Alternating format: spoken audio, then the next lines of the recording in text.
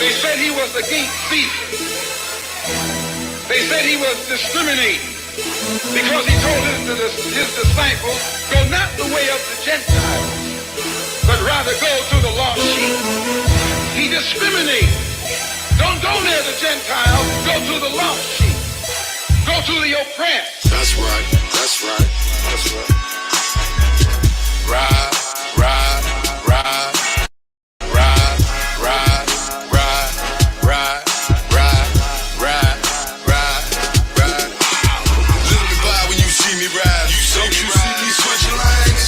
Niggas switch sides, don't hate the riders, hate the gang, don't hate the riders, don't hate the riders, don't hate the riders, don't hate me, man. Don't hate ass niggas switch sides. Don't you see me switching lanes? Let me by when you see me ride. Don't you see me switching lanes? Bitch ass niggas switch sides. Don't hate the riders, hate the gang, don't hate the riders, don't hate the riders, don't hate the riders, don't hate me, man. Don't hate ass niggas switch sides. Don't you see me switching lanes? This king shit, fuck change, man. Give me gold bars and gold crowns. If a pimp's up, these hoes down.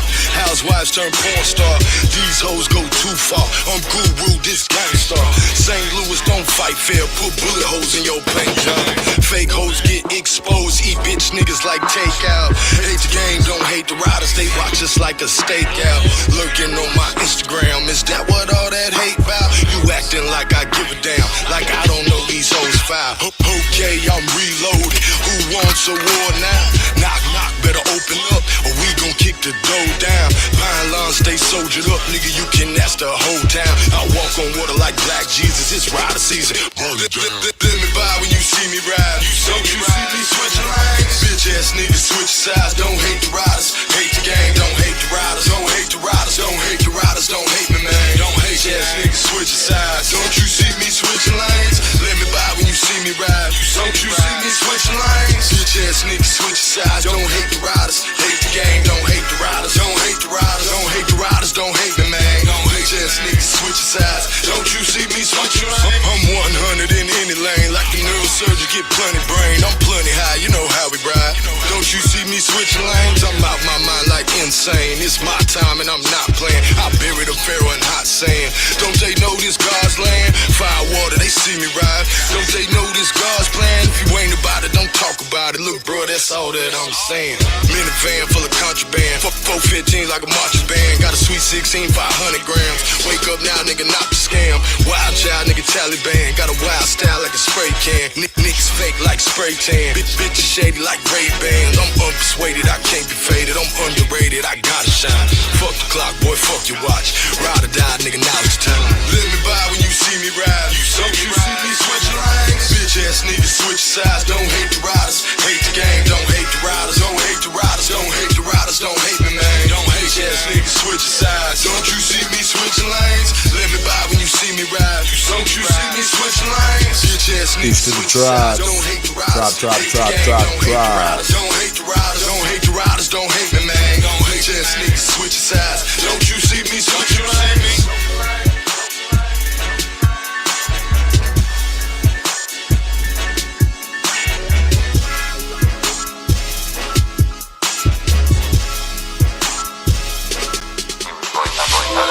Antisocial gangster. He is a sort of gangster, you know, because this is a gangster story, but a gangster with a difference because this is a gangster with a conscience. I don't need no gun to do my thing. Mao Zedong said that power grows out the barrel of a gun. He never said that power was a gun. That's why I don't need no gun to do my thing. What I need is some freedom. What I need is the power to determine my destiny. These niggas lying, rapping about a life that they never live. Realize, realize, realize. These streets crying for a miracle. I'm on fire, I'm fire. I am a miracle. These niggas lying, rapping about a life that they never live. That's why hip-hop's dying. These streets crying for a miracle. I'm on fire, I'll never die. I am a miracle. These niggas lying, rapping about a life that they never live. Realize, realize, realize. These streets crying for a miracle. I'm on fire, I'll never die.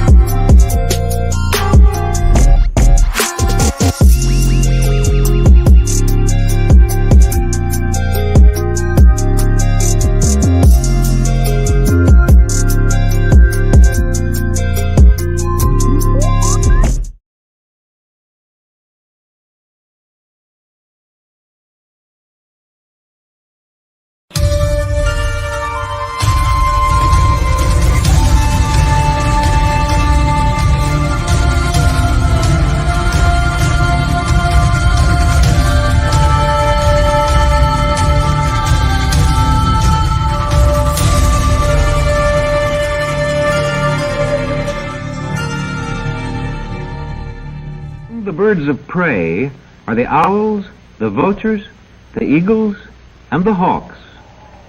Hawks and vultures are often seen soaring majestically high in the sky. Yo, peace to the tribes.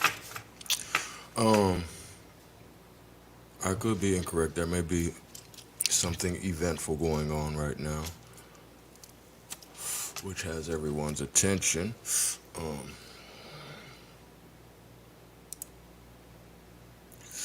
Because I know there should be more people than that in here.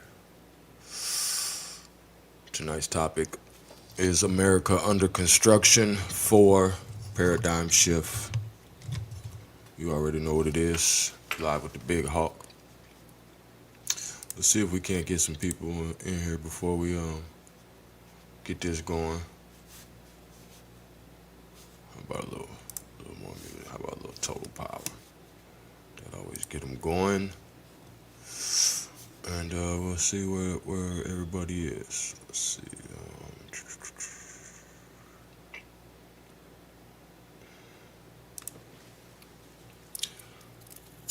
Make sure you hit that like, comment, share this. Even if you're watching it later, and you're not in the live chat, make sure you hit that. You know what I'm talking about? Hit a comment after it's over if you missed it. If you have any questions, feel free to hit me up on Twitter. You know what I'm talking about? That's Big Hawk, #, Ask Hawk School. You can also add that hashtag on Instagram as well. You might get my attention. It's my aim to try to, or should I say strive to, kind of summarize this whole America Under Construction series we've been doing with this part 4. So it may be a little longer than the others, and it might be jam-packed with information, knowledge sources, whatnot.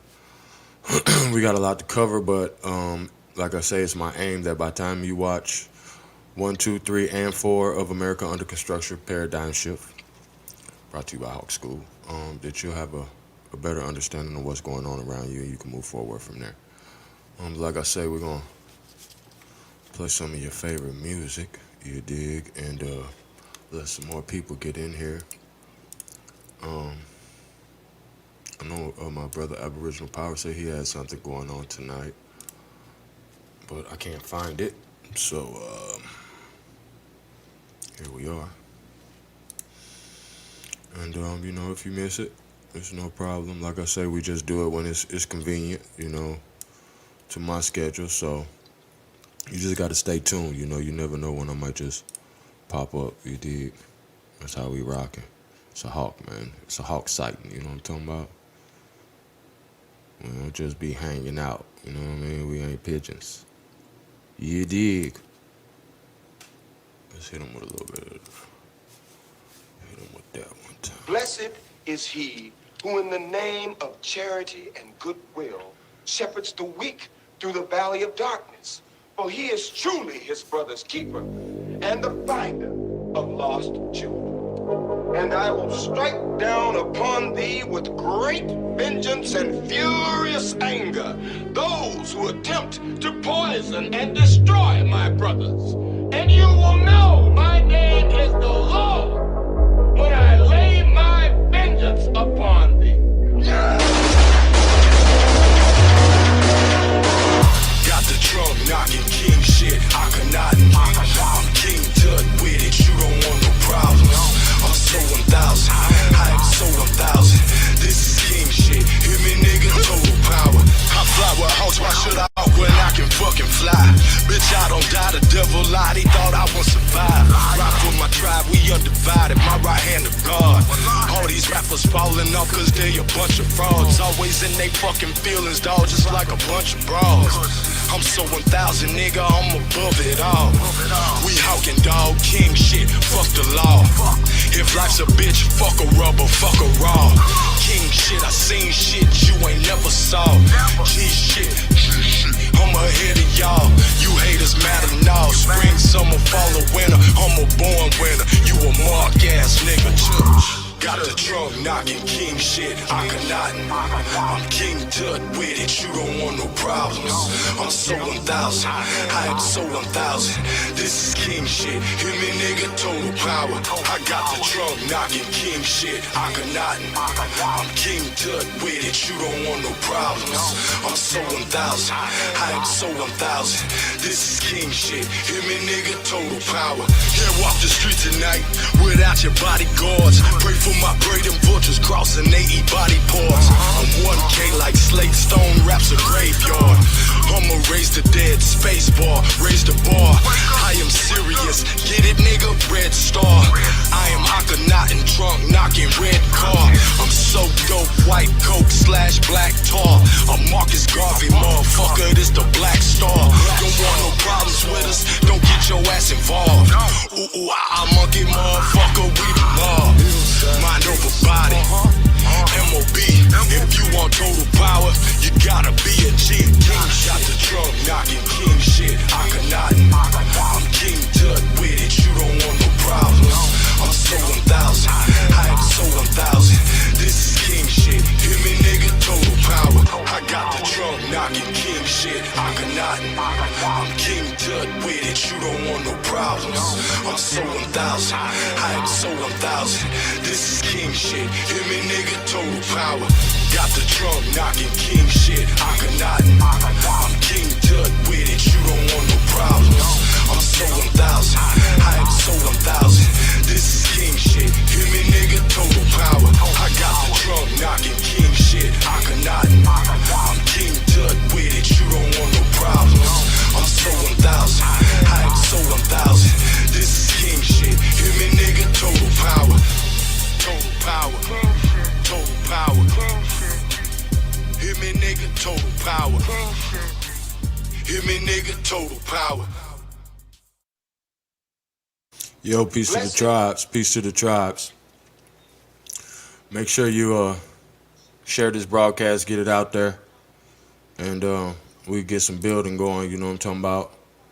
I'm gonna put the link in the chat. Like I say, this is gonna be the final build, so I'd like to get some feedback. We'll give it a few more minutes, and then we'll go ahead and get to the lesson. And of course, if you're viewing this in the future, because we're from the future and you're living in the past, then there should be a number below in the description. It'll tell you when the actual lesson starts. You dig? Now how about a little bit of music? Let's get it going. We got to get some more people in here, man. You know what I'm saying? Like, we the elect. So we'll see some more Hawks land. You know what I'm talking about? But we will not be wasting this shit. Let's go.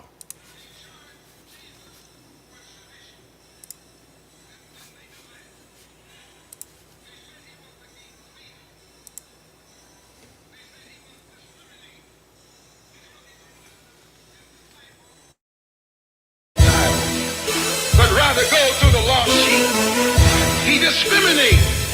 Don't go near the Gentiles, go to the lost sheep. They charged Jesus with sedition. Didn't they do that? They said he was a gate thief. They said he was discriminating because he told his disciples, go not the way of the Gentiles, but rather go to the lost sheep. He discriminates. Don't go near the Gentiles, go to the lost sheep. Go to the oppressed. That's right, that's right, that's right. Ride, ride, ride, ride, ride, ride, ride, ride, ride, ride, ride.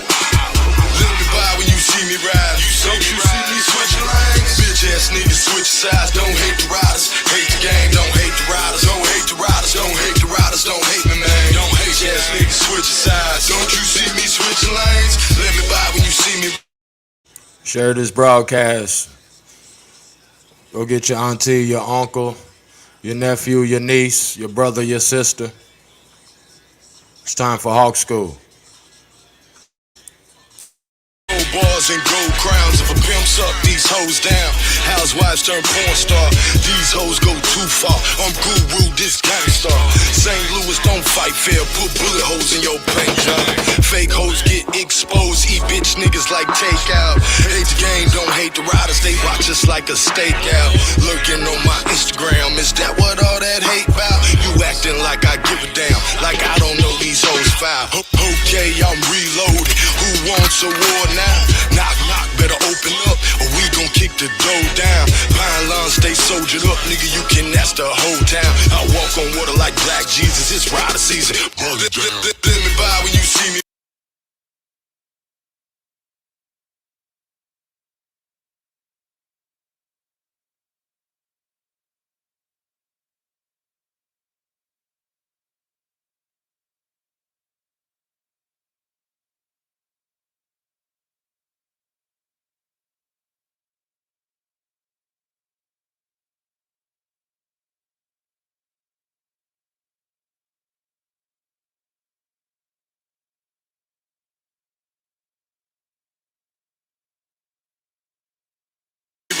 Don't you see me switching lanes? Bitch ass niggas switch sides. Don't hate the riders. Hate the gang. Don't hate the riders. Don't hate the riders. Don't hate the riders.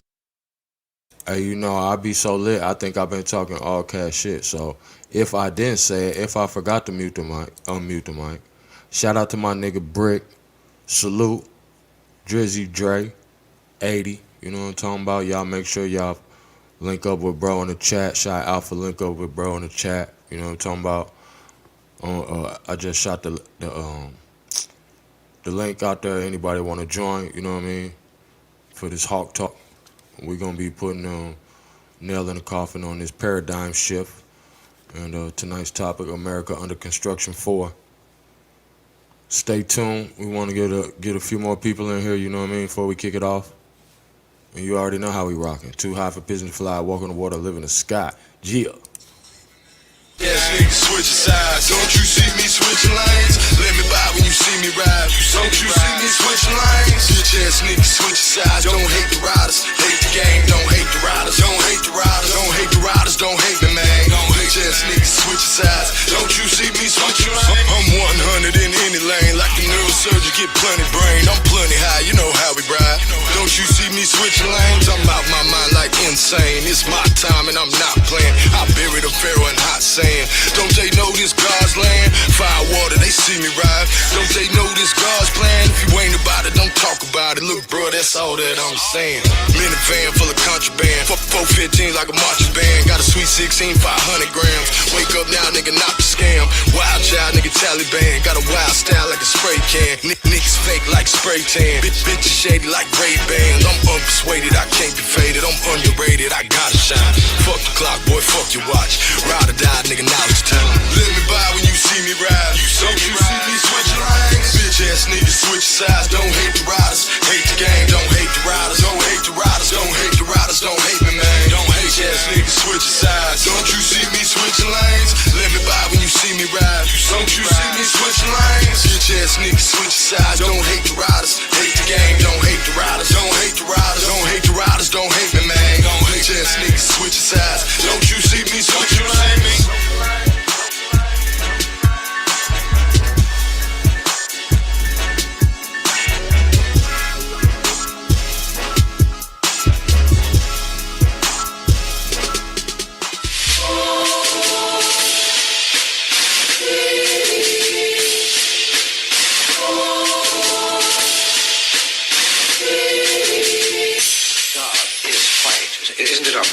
Well, that is obvious, but we don't know if it's obvious that God is white. The Honorable Elijah Muhammad teaches us that Jesus did not have blonde hair and blue eyes. The Honorable Elijah Muhammad teaches us that the images of Jesus that are on prison walls and churches throughout the world are not historically correct, because history teaches us that Jesus was born in a region where the people had color. There's proof in the very Bible that you asked us to read in Revelation 1st chapter, verse 14 and 15, that Jesus had hair like wool and feet the color.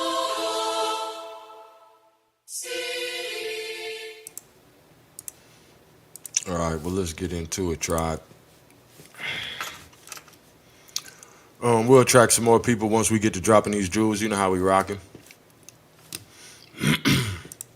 All right, so we're gonna assume, for the sake of time, that you've already watched 1, 2, and 3, America Under Construction Part 1, Part 2, and Part 3.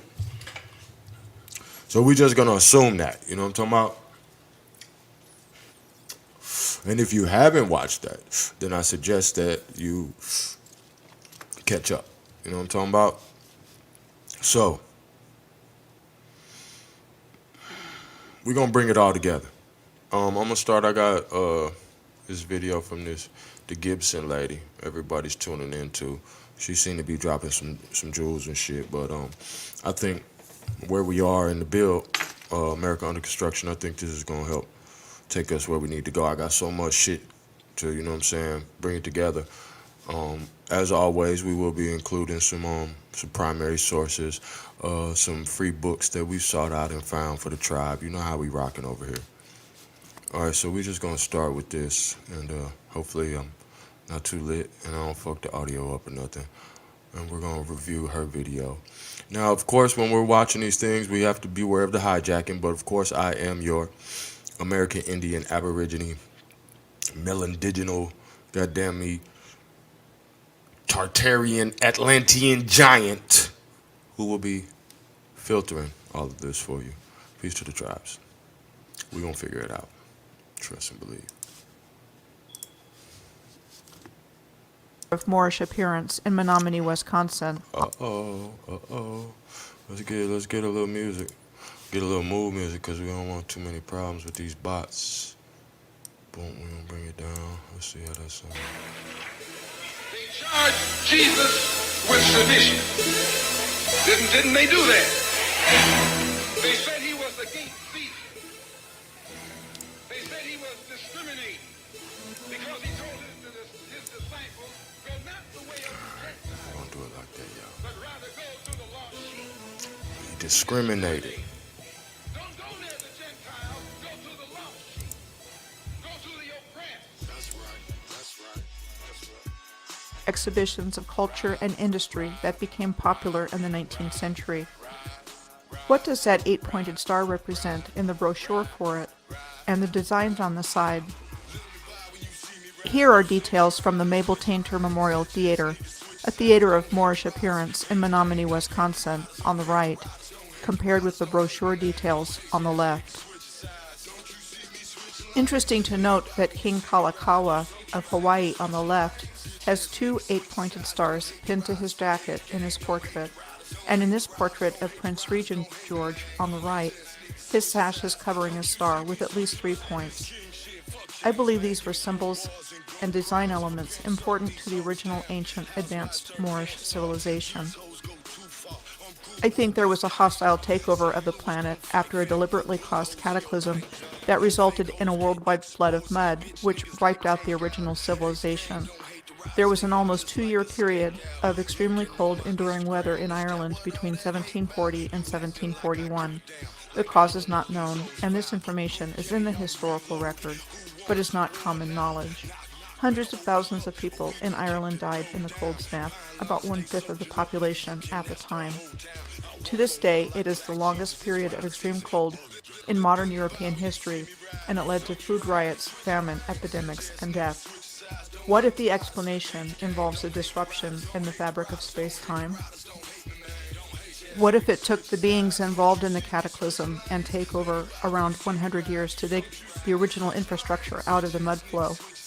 What if the timeline we have been taught about in school actually starts in the mid-1800s with a new false historical narrative superimposed onto this infrastructure, one which brought cruelty, great suffering, degradation, and division to humanity? Hold on, we gotta bring that back. You hear what she said. 1800s with a new... Let me turn it down a little bit. I don't want y'all to miss this. It's still too loud. Maybe it's just too loud in my ear and not y'all's, but...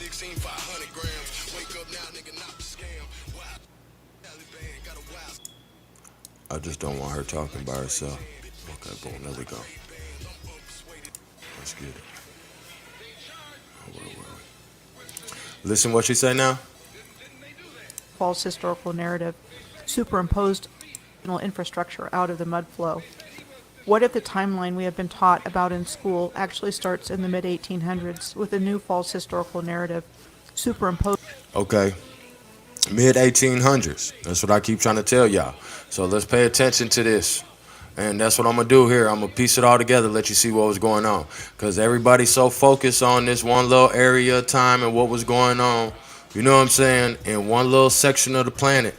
You know what I mean? Thinking you a heavyweight, goddamn, with the knowledge, but it's a whole lot of shit going on all over the world at the same time. And that's how we going to catch them slipping. That's how we going to catch them up, because they can't keep the narrative together. You know what I'm saying? Onto this infrastructure. A shout out to the agents that left the chat. Thanks for coming through. Hit that like with your police ass. Sure. One which brought cruelty, great suffering, degradation, and division to humanity. What if the original order of society was turned upside down, and we have been the subjects of a vast human and social engineering project, not for our best interest, but that of other beings? What if these exhibitions, expositions, and world fairs, starting in 1851, were showcasing the technology and architectural wonders of the original civilization before being hidden away or forever destroyed? The purpose of the first great exhibition before being hidden away or forever destroyed, and architectural wonders of the original civilization before being hidden away or forever destroyed. You heard what she said. Before being hidden away. See, because this is what y'all missing. Okay. For one, the Civil War only lasted like 4 years, bro. That's not shit.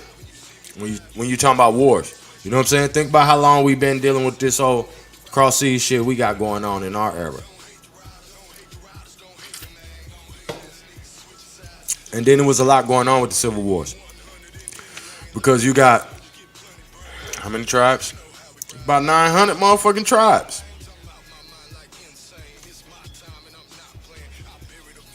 About 900 motherfucking tribes. Probably more than that. I'll let you watch the little Indian bitch talk about that in a minute. Check this out, though. The purpose of the first great exhibition in 1851 was said to be making clear to the world Britain's role as industrial leader, while at the same time it provided a platform on which other countries from around the world could display their achievements. It was organized by Sir Henry Cole, a British civil servant and inventor, and Prince Albert, husband of Queen Victoria. We are told that it took only 9 months to develop it, from plans and organization to the grand opening with Queen Victoria. It was also referred to as the Crystal Palace exhibition, in reference to what was called a temporary structure in which it was held. Let's take a closer look at this so-called temporary structure.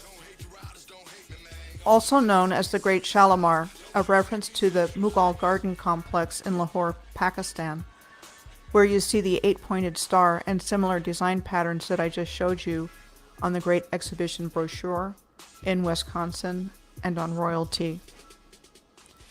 The Shalimar Gardens are located at the Lahore Fort. The Crystal Palace was said to have been designed by Sir Joseph Paxton, a gardener and greenhouse builder, and built in Hyde Park to house the exhibition. Sir Joseph was said to have been commissioned by Baron Mayer Rothschild in 18... All right, now, of course you're going to listen to all of this bullshit. With all these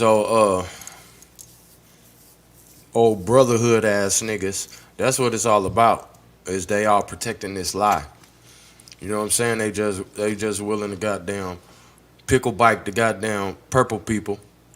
The purple people pickle bike. Snitch nigga pick the pickle. Snitch nigga pick the purple person's pickle bike. Anyway. All of this is the same. All this is what they call Tartarian architecture. That's what we've been looking at. I ain't really been pushing it, you know what I'm saying? Because I'm not pushing nothing. I'm not creating a narrative. I'm just collecting data and sharing my data and putting it together so we can hopefully paint a picture of what's really going on around us.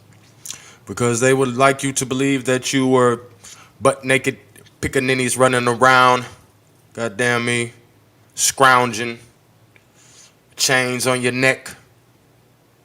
That's not. That's actually, it's so not the truth that it's the opposite of the truth. And the Most High will once again show and prove that I am his vessel.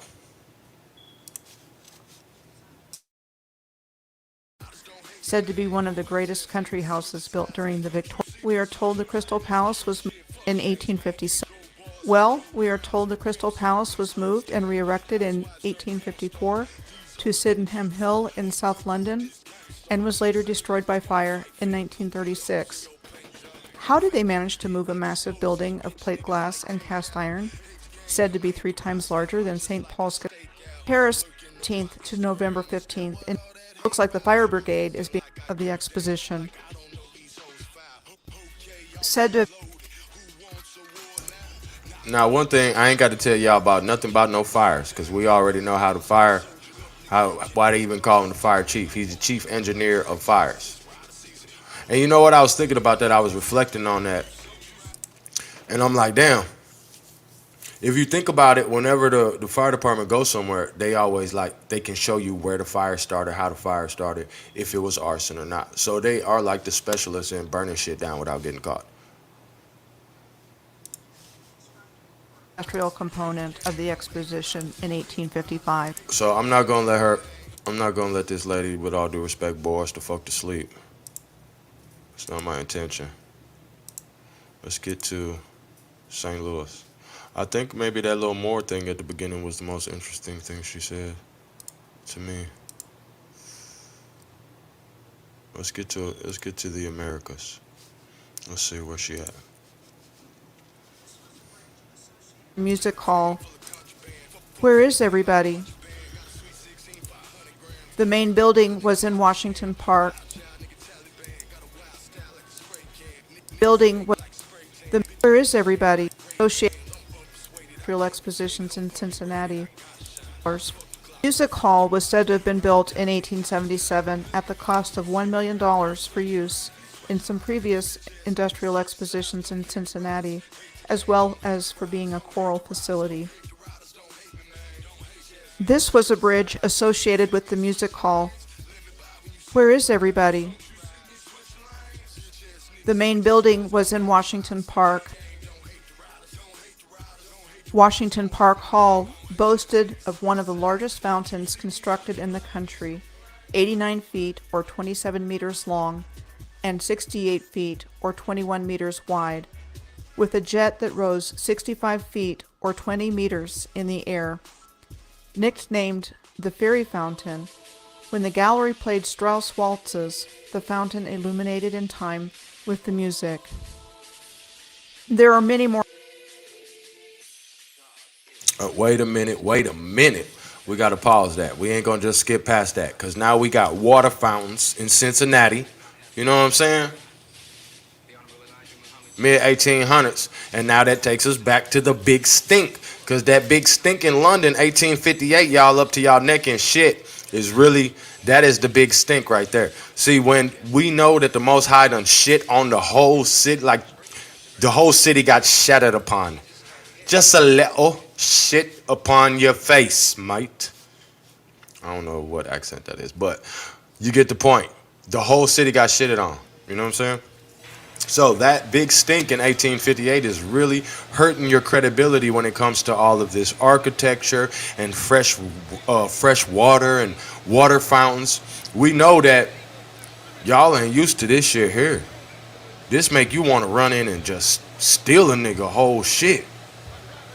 And you know what? You so mad about it, you gonna make the world hate any motherfucker with some melanin. This how mad you are about it. This the kind of haters we dealing with. You know what I'm saying? Hold on. That's my song.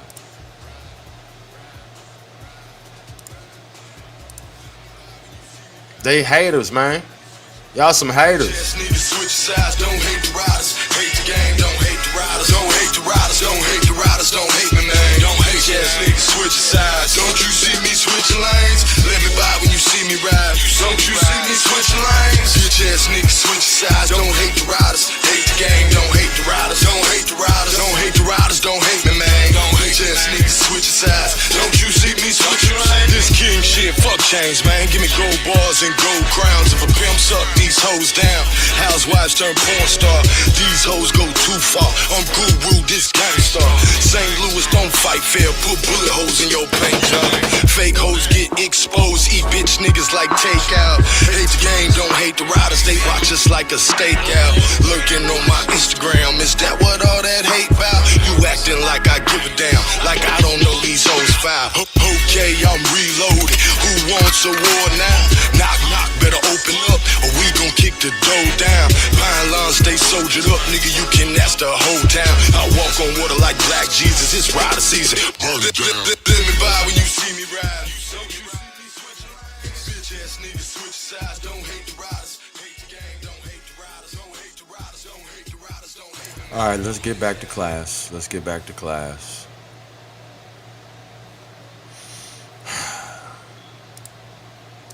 I'm really enjoying this. I'm really enjoying how I'm piecing this together. I don't know if you are, but if you are, feel free to comment below. And if you're not enjoying the show, hit me up on Twitter and also hit my CashApp HawkTalkLive.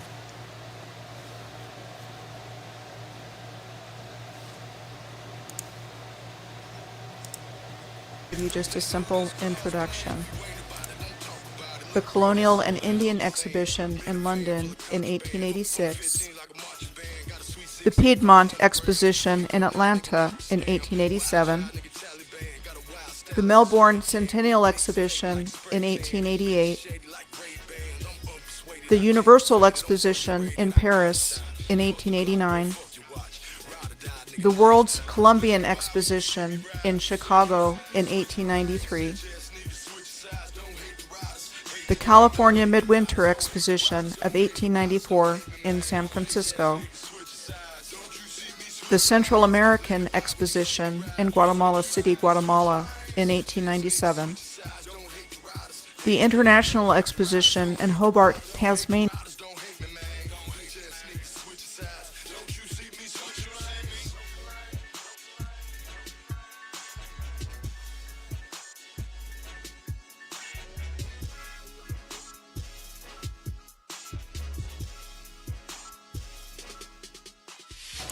Y'all see that, man?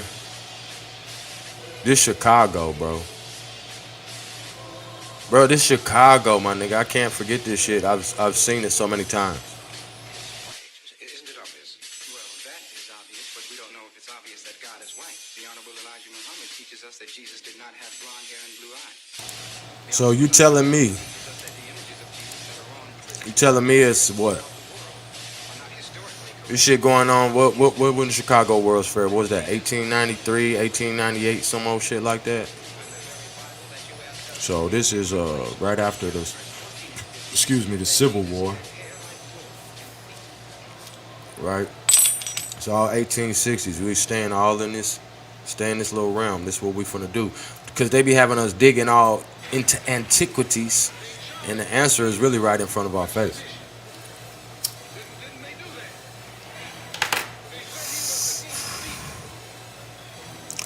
That's why they send all them Pan-African ass niggas with that trick knowledge, because it's gonna have you digging all into history, looking at some old Greek shit and some old motherfucking a whole bunch of bullshit, wasting your time, read some shit supposed to be some ancient literature, when the answers is right here in goddamn 1900, 1850. You know what I'm saying? 1840, 1830, all that shit. Y'all going back too far.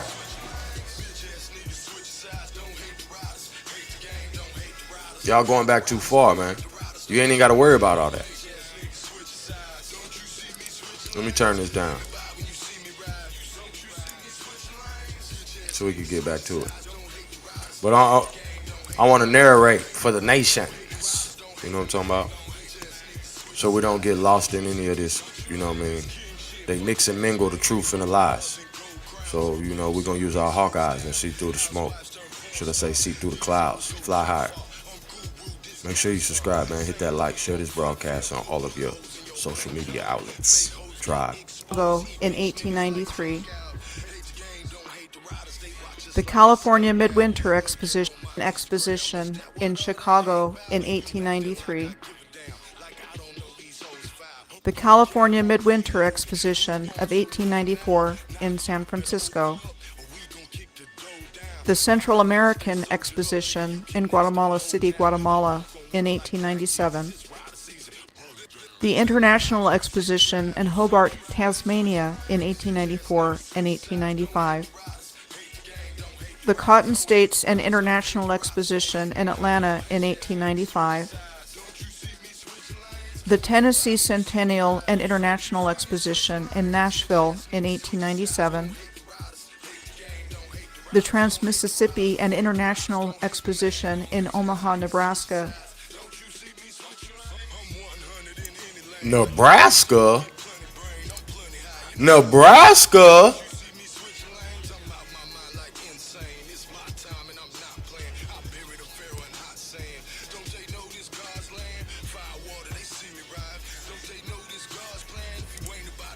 Nebraska?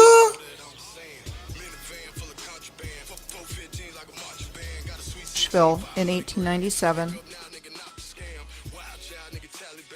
Wait a minute, 1897 in Nashville? With the pyramid? On the water? Wait a minute. Look at this. So what they trying to tell us is that they built this shit, used it for a couple years, and then tore it down because they just balling out of control.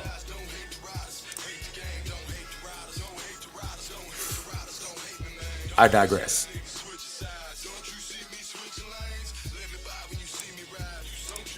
Nashville? Position in Nashville in 1897. The Trans-Mississippi and Centennial and the Cotton States and Nashville in Nashville Centennial and International. The Tennessee Centennial Exposition in Atlanta. The Tennessee Centennial and International Exposition in Nashville in 1897. The Trans-Mississippi and International Exposition in Omaha, Nebraska in 1898. The Pan American Exposition in Buffalo, New York in 1901. The Glasgow International Exposition in 1901. The South Carolina Interstate and West Indian Exposition in Charleston in 1901 and 1902. The Wolverhampton Exhibition in 1902 in Wolverhampton, England. The Hanoi Exhibition in Vietnam in 1902 and 1903. The Louisiana Purchase Exhibition in St. Louis, Missouri in 1904. St. Louis? Didn't they do that? They said he was the gate thief. They said he was discriminating St. Louis? because he told his disciples, Now you hear all these. Boom. They just go on. Let's play some more. Hold on. The Lewis and Clark Exhibition in Portland, Oregon in 1905. The Jamestown Exposition in Norfolk, Virginia in 1907. Huh? The Alaska Yukon Pacific Exposition in Seattle in 1909. The Panama Pacific International Exposition in San Francisco in 1915. The Panama California Exposition in San Diego in 1915 and 1916. The Sesquicentennial International Exposition in Philadelphia in 1926. The Chicago World's Fair in 1933. Okay, as you can see, we can do this shit all day. It just goes on and on and on and on and on and on. Okay, and the reason it goes on and on, my premise, the realization that we're coming to is, all this shit was already here. We was already fucking balling. Period. America done spread all over. Let's even take it back. I forget what part that was on. We're going to take it back to the article. Out the newspaper. Because, you know, if we just saying this and they ain't watched the other video, which they haven't, analytics have already exposed the fact that niggas just be running their fucking mouth. They don't really pay attention to what you teaching. So, where that article at? Was it on this phone? John Brown. Oh, I got new books for y'all too today. Let me get my rims on, man, so I can knock some shit out.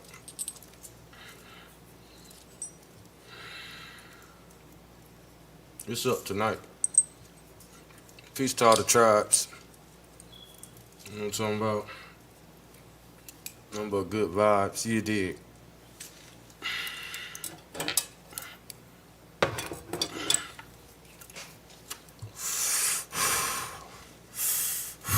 I ain't got nothing but time and 223s. You know what I'm saying? Nothing but time and 223s. Let's get it. They're props. Where was I? Let's see what he got to say. Let's see what the other purple person has to say.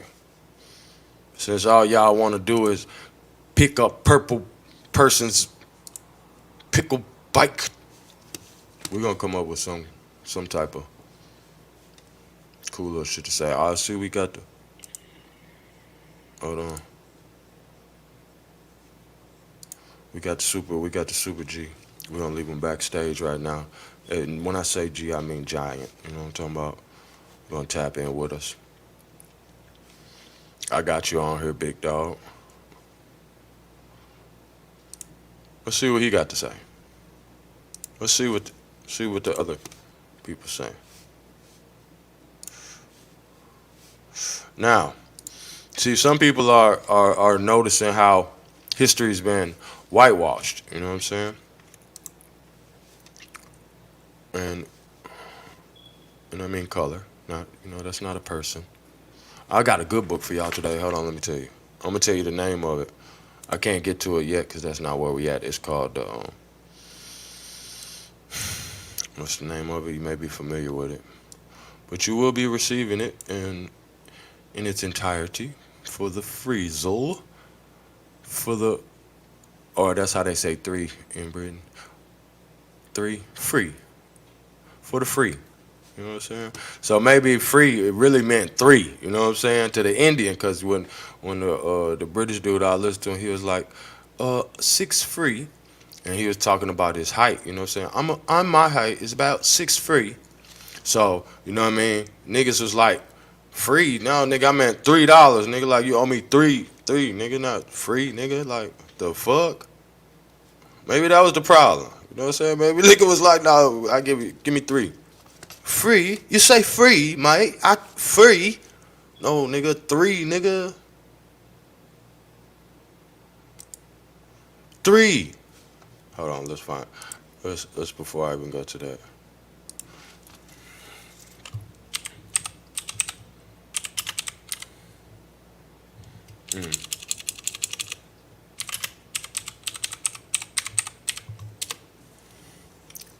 Free. Oh, motherfucker. Let's see if we can sneak this in, y'all. Pause.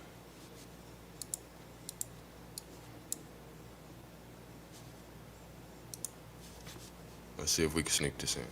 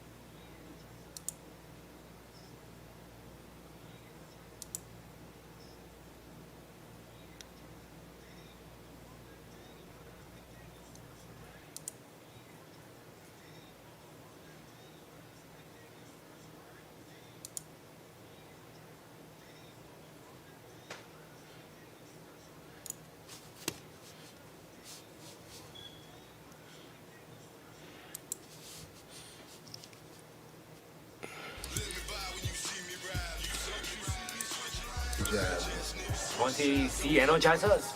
D, not C, D. C energizers. D, motherfucker, D. Learn to speak the energizers. 20 D energizers. 20 C energizers. D, not C, D. D, not C, D. C energizers. C energizers. 20 C energizers. 20 C energizers. D, not C, D. C energizers. 20 C energizers. D, 20 C energizers. D, 20 C energizers. D, not C, D. C energizers. D, not C, D. C energizers. D, not C, D. C energizers. D, motherfucker, D. Learn to speak English. C energizers. D, motherfucker, D. Learn to speak English first, all right? C energizers. D, motherfucker, D. Learn to speak English first, all right? D. How many you say? What's the date on them? The date, the fucking date. What? Can you fucking speak English? The date. Date. The march. March. The march. March. The march. March. What are you talking about March? 1990. Energizers. 20 D energizers. 20 C energizers. D, not C. 20 C energizers.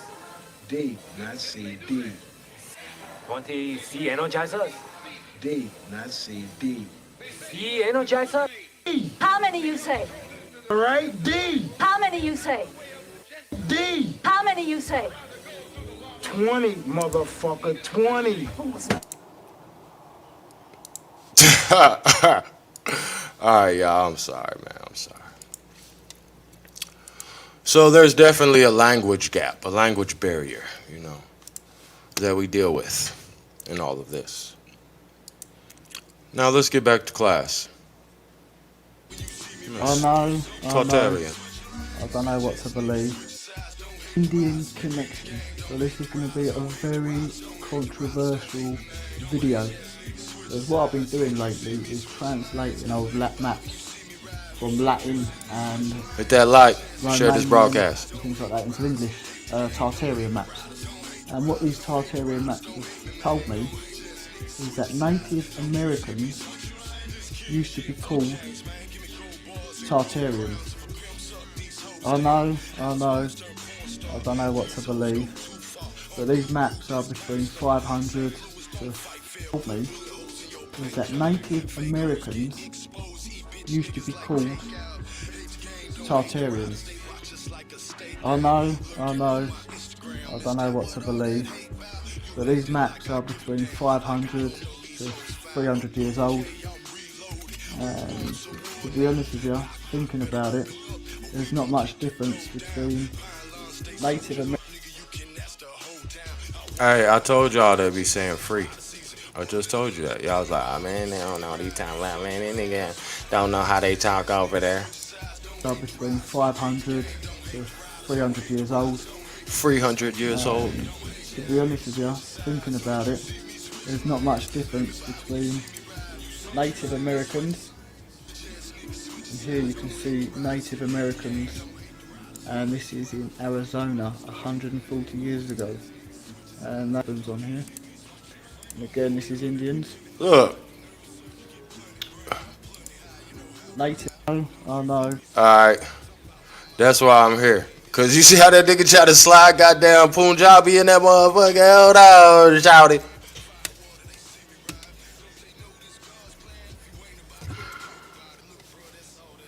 Hold on. I don't know what to believe. But these maps are between 500 to 300 years old. And to be honest with you, thinking about it, there's not much difference between Native Americans, and here you can see Native Americans, and this is in Arizona 140 years ago, and that one's on here, and again this is Indians. Tartarian, genus Tartarian.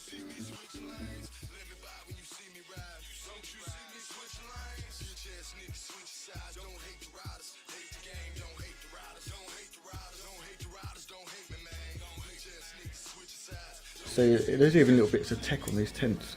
Hey, you see how they try to curveball you? Hold on.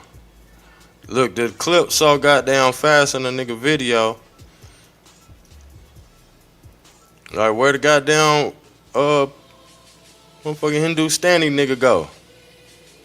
I can't even find him in the clip. He in there. He don't put him in there that fast. You know what I'm saying? My hawk vision out. On their head, on their hat. Hold on, let me pause. They're living in. My hawk vision out, so I'm like, what the fuck? He tried to poison it at the same time. Cause these motherfuckers right here ain't this up. This nigga got on cowboy shit right here. He talking about some Indians. And this is in Arizona. But watch how he slide old boy in there. Pause. Watch it real quick. Wham. Where this nigga come from with these booty shorts? Pause. Gotcha, bitch. We're gonna get to it though. Gotcha, bitch. You just gonna have to bear with me, man, to be entertained, man, because I'm really excited about how this is all gonna unravel. This is Indians. That's not Indians, bro.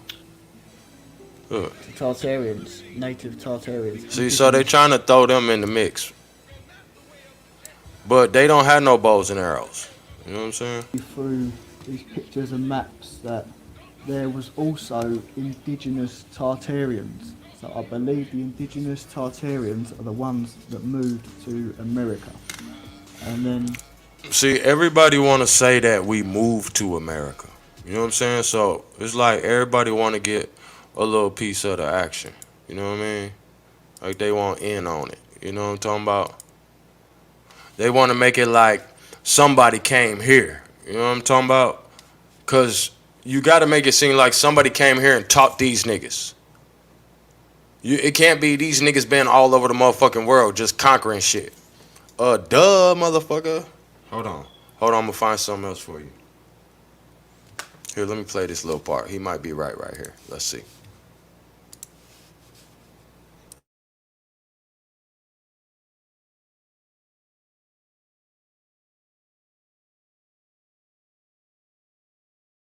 It represents cities. Now this is a map of America, and what was interesting about this was it's split into two. Like on the north side, New Mexico on the left and Canada on the right. Now this bit of writing up here, this is what caught my eye and what made me do the research. Having achieved this conquest, the Tartars and their descendants probably as much harder task to perform. This was subdue to the more ferocious and warlike European colonists who had entrenched and fortified themselves in the country. After the... Here, man, let me read that for you, dog. Let me read it for you. You know what I'm talking about? What we talking about? WWBTMF.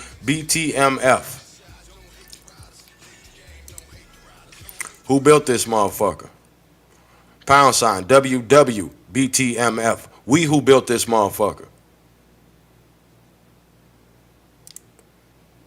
Let me read it for you.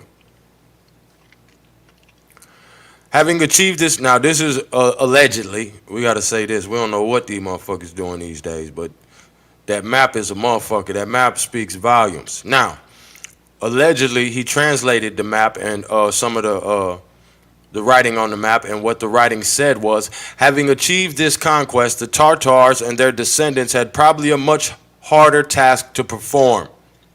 This was to subdue the more ferocious and warlike European colonists who had entrenched and fortified themselves in the country after the arrival of the Tartars or Indians. See, now he made the arrival.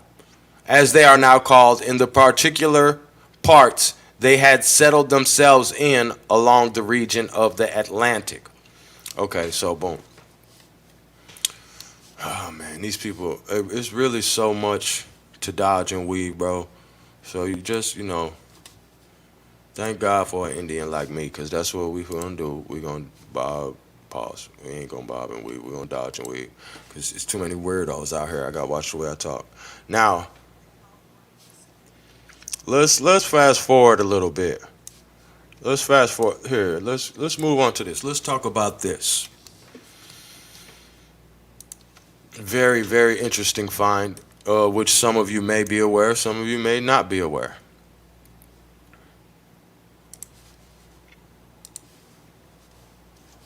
Some of you may not be aware.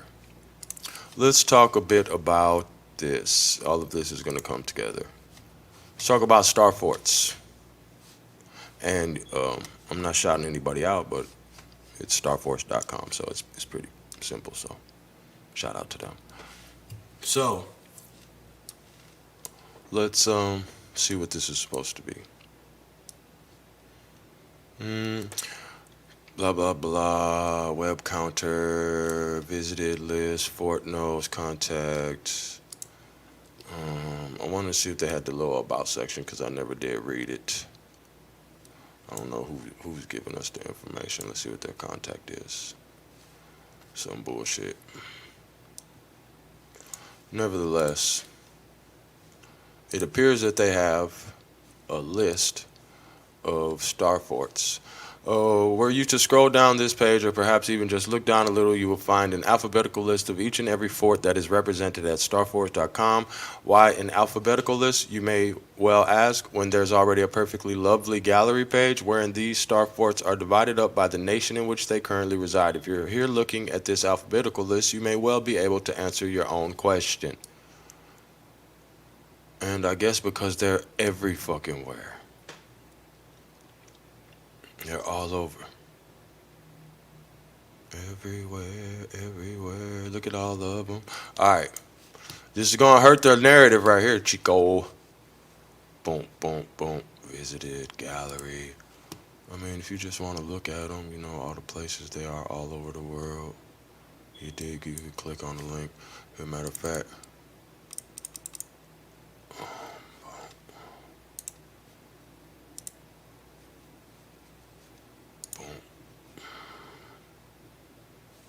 let's go to world. Star Force world. Copy, boom. Put that in the chat. Because, you know, some people slow. So there you go. Star Force, it's in the chat. Now, Star Force world. When it's all jammed up together right here, it looks kind of, you know, crazy.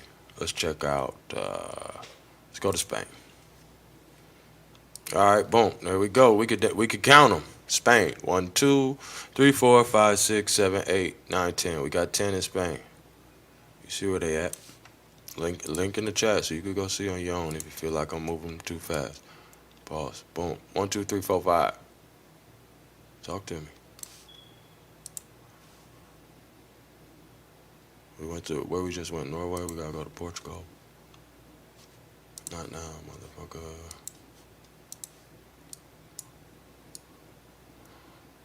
Boom. 2, 4, 6, 8. We got 8 of them. You know what I'm saying?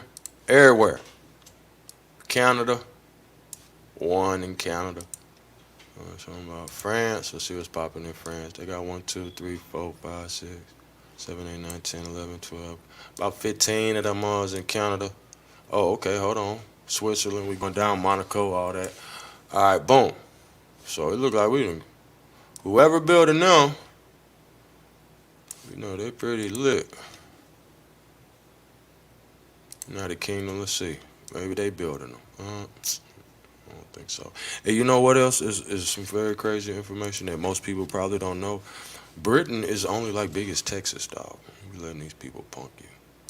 That motherfucker big as Texas, bro. Now we get to America. Whoa, holy motherfucking shit, Batman. Damn. So we can just use our deductive reasoning and tell whoever these niggas is that's building these niggas is all down the coast. Boom. These niggas all in Missouri, Nashville, Arkansas. Look. Boom. Boom. Because they see, they know how to work that sea. They work in the water. You know what I'm talking about? And see, that's a lot of the other shit too. Is like all the canals that they done dried up and shit that niggas was using, like what they call the shit when they had the gondolas and shit, you dig, in the water. Let's see what we talking about here. this old girl.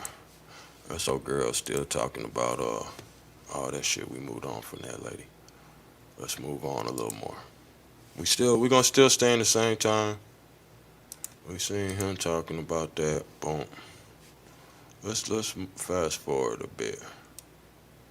Oh yeah, they probably gonna block me if I play this. But I caught them slipping in this old video. Oh man, I caught them slipping, saying some crazy shit. Hold on. Otabanga, y'all know about Otabanga? They kept them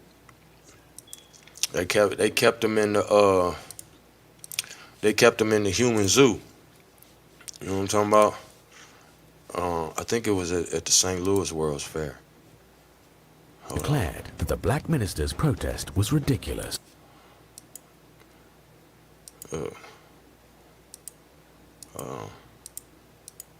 got a little bootleg dude that was fake protesting it. The narrative. Where he at?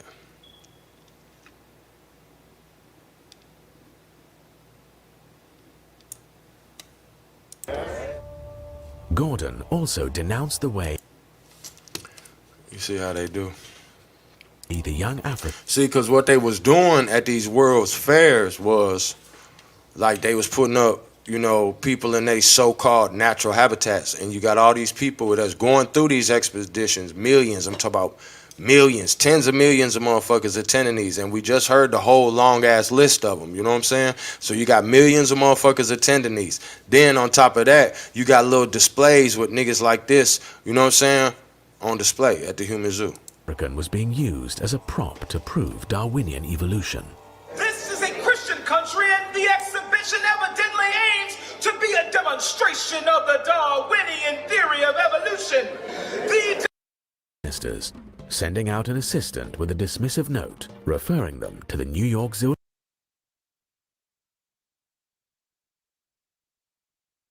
The mayor won't help the free-caged pygmy. He refers Negro ministers to the Zoological Society. Crowd annoys the dwarf. So you got the little boule minister niggas protesting, fake protesting. You know what I'm saying? But I caught him slipping in the old little video. You're going to hear the audio. I'm looking for that. Hold on.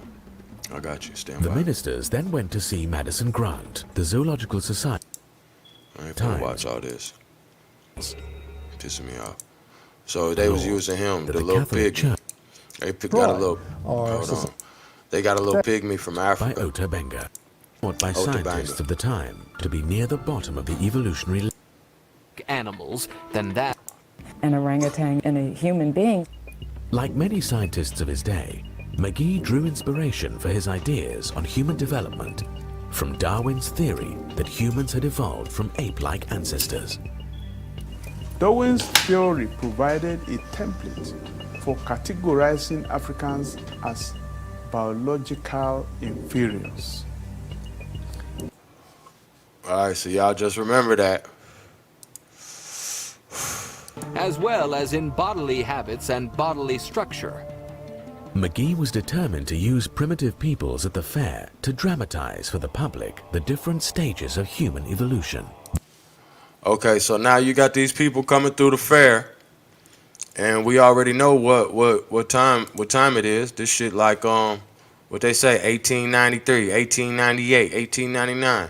You got all these people coming through the fairs, and they seeing these little displays and everybody being portrayed, and then they pushing the whole Darwinian shit like, oh yeah, these people evolved a little higher, these people a little higher, these niggas right here with their teeth filed down, these niggas all the way at the bottom. So they teaching them the whole little classification shit as they passing through this motherfucker. You know what I'm saying? And they say motherfuckers, some of this shit was like miles long. You know what I'm saying? So this is where the programming going down. You know what I'm saying? Because it ain't no TV like that. So they just got to march you through the program. You got to go through Universal Studios. So what this is these was the first Universal Studios. But they are buildings. And then they ran a scam in them. You know what I'm saying? But we're going to get to that. Check it out. Evolutionary scale. McGee arranged for native peoples to be put on humans. Like other scientists of the era, McGee saw primitive non-white peoples as living evidence of man's evolutionary history. The savage stands strikingly close to subhuman species in every aspect of mentality, as well as in bodily habits and bodily structure. McGee was determined.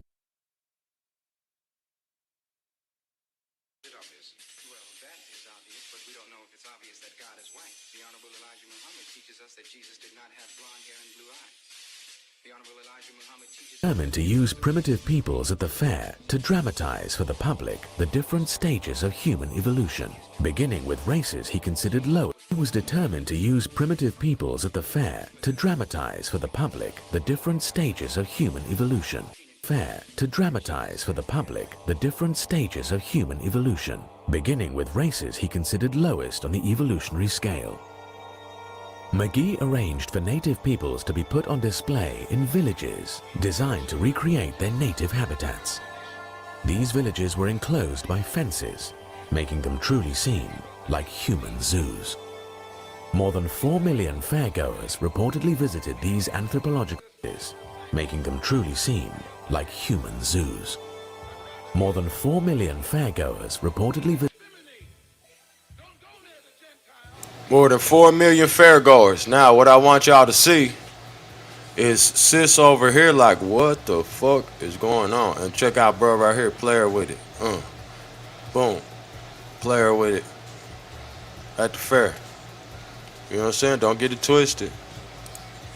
He like, what the fuck going on in here? Now, these niggas in here too. But they playing their part. Human zoos. More than 4 million fairgoers. Boom. Get bro. Get sis. Look how sis looking. Sis like, what the fuck is these people on? This look like this a sister too. Yeah. Them lips. Yeah. What's up, auntie? Peace and bliss. Yeah, peace and bliss. Trying to see what they got. She got a knife. Look at sis got a knife. She an Indian, my nigga. Look at the beads on her neck and shit. And then look, it looked like she almost got on the little apron joint too. What's going on with her? You see her? She wore it up. But bro over here on his goddamn St. Louis red shit. You see him? Look at the little black boy right here with the goddamn little hat on. Like he at the, I don't know what's going on. Whoa. This shit crazy. Reportedly visited the. Now, but at the same time, y'all see bro though. When they get done showing all that old extra shit, you see bro right here. Boy, that nigga got a fresh lining too, boy. I'm like, damn, they had that. That's that straight edge razor. Player with it. Boom. He chilling like, yeah. What's up? You see it? Visited these anthropological displays, eagerly staring at and poking at the indigenous peoples in their enclosures. Adding to the indignities, native peoples were pressured to participate in a series of athletic contests designed to show they were biologically inferior to whites. Those on display were also subjected to experiments in a special laboratory set up by the fair's anthropology department. Special experiment. So boom, long story short, anybody who died, dude was like, I want their brain. Here, matter of fact, when we get done watching it, I'll just put the link in the chat so you can watch the whole thing on your own. But I want you to hear this audio. Dude got caught slipping. Only genuine African cannibal in America today. For a nickel, he would display his pointed teeth that supposedly enable. They laugh at us and poke their umbrellas into our faces. Closely than any other variety of the pygmies to monkeys and apes. To monkeys and gone hunting for these people who call pygmies, these diminutive people of the Central African forest. The fair's anthropologist William McGee repeatedly compared the pygmies to monkeys and apes. In the journal Science, he even asserted that pygmies were commonly considered to approach subhuman types more closely than any other variety. Okay, so now we got a timeline because it just said 1905 when he wrote this. So this, about then, right after the World Fair. Probably St. Louis, 1893, 1898, all that old shit. Variety of the genus Homo, making his way successfully as a sensation, spurned by ridiculous. After visiting the zoo and exhibited each afternoon during September. It was presented as Wait. They planned to exhibit the pygmy and the chimpanzee together in a cage in the university. Hornaday and Osborne had dreams of exhibiting more than just animals at their new zoo. Both wanted to install Native Americans on zoo grounds, with Osborne promising that one day the Indian and his teepee would take their place next to the zoological park's buffalo. Visioned by its founders as the largest zoo in the world and the grandest zoological establishment on Earth. The zoo was directed by William Temple Hornaday, New York Zoological Park, otherwise known as the Bronx Zoo. So Vernon was already becoming a snake, a parrot, and popular exhibit. The exhibition shall certainly be continued unless the directors of the Billy goats or Negroes. Vernon was the son of the controversial general during the... Well, there you have it, folks. You already see what time it is with him. What's understood need not be explained. is well treated and happy. Spurned by Hornaday that he couldn't learn to like the odor of either billy goats, African-American ministers decided to appeal to George McClellan Jr., the Democratic mayor of New York. McClellan was the son of the controversial general during the Civil War who had tried to unseat Abraham Lincoln in the presidential election of 1864. The elder McClellan openly confessed that he was prejudiced in favor of the white race and said that he couldn't learn to like the odor of either billy goats or Negroes. The younger McClellan now refused to even meet with the African-American ministers, sending out an assistant with a dismissive note referring them to the New York Zoological Society. The ministers then went to see Madison Grant, the Zoological Society's secretary. Grant was a prominent member of New York Society. A graduate of Yale, he received a law degree from Columbia. He was also a trustee of the American Museum of Natural History. Now you see this big-ass building we done already built. But anyway, we'll get to that. Stay tuned. A counselor of the American Geographical Society and a founder of the Bronx Zoo. Leaving it now. Ever. But in Nazi Germany. Every legislature considering a sterilization bill in the early 20th century were Christians. Whether they were biologically that whites were in danger of being overrun by the colored races of the world. Special exhibition. There were no live humans put on display at the eugenics exhibit, but it was still a kind of human zoo. It put human racial groups under the microscope to judge their worth to society. There were displays highlighting differences between black and white babies in the womb. Displays comparing the mental stamina of different races. Displays reporting on the capability, still a kind of human, is showcasing the most extensive stages of evolution. Human race. Eugenists viewed blacks and Mexicans and Hispanics as throwbacks, evolutionary throwbacks that were lower races in evolution. I got to put myself on the screen after he said that shit so strong and bold. You a motherfucker. Evolutionary throwback, motherfucker. This nigga called us some evolutionary throwbacks, my nigga. This what you up against. After you done built all this shit, and this goofy motherfucker still can't build it again. In and of themselves. I don't even want to watch no more of this video. I don't even go for what it say. I can't even believe I brought that in here. Let's fast forward. I can't believe that. Matter of fact, just for that, this is what I'm gonna play. Just for that, just for you saying that. Those who had contagious diseases, women and Mary's Catholic Church in New York City on fire. Let me mute this.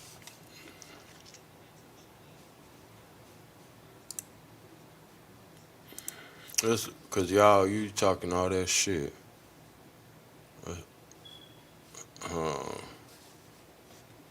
We're gonna keep that playing in the background.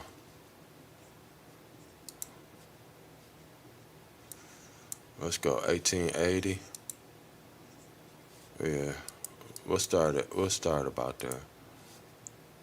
Cause he playing this little music and shit. How immigration to America has changed over time. In 1850 has changed over time to America at how immigration This is a state-by-state look at how immigration to America has changed over time. In 1850, the vast majority of newcomers were from Ireland and Germany. In the 1860s, the labor shortages during the Civil War created strong demand for immigrant labor. 1870 saw Mexico become the top country of origin in much of the South. 1870 saw Mexico become immigrant labor. The labor shortages during the Civil War. In the 1860s, the labor shortages during the Civil War created strong demand for immigrant labor. So now, even though they got 100 million slaves over here, now they're having problems with labor by 1860. We ain't even gonna keep on looking at this one. That already served its purpose. Let's move on. Cause I'm probably lit like a candlestick, you know what I'm saying? So might be taking a little too long. Bringing it all together. Let's see what this is. Castle Garden, after a long, unstable Irish population, began new lands. Here, they underwent a medical exam. We'll play that next. 1870.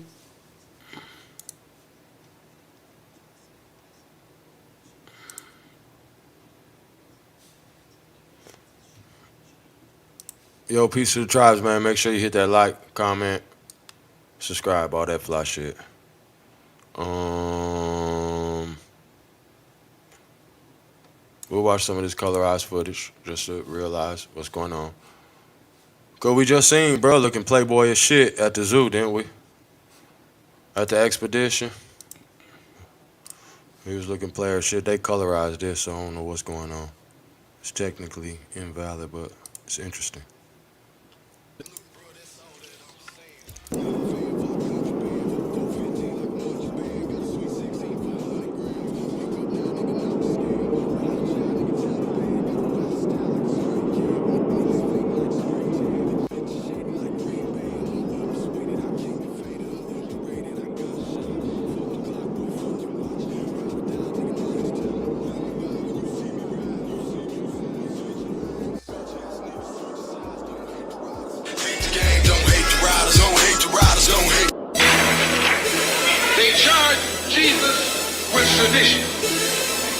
Didn't they do that?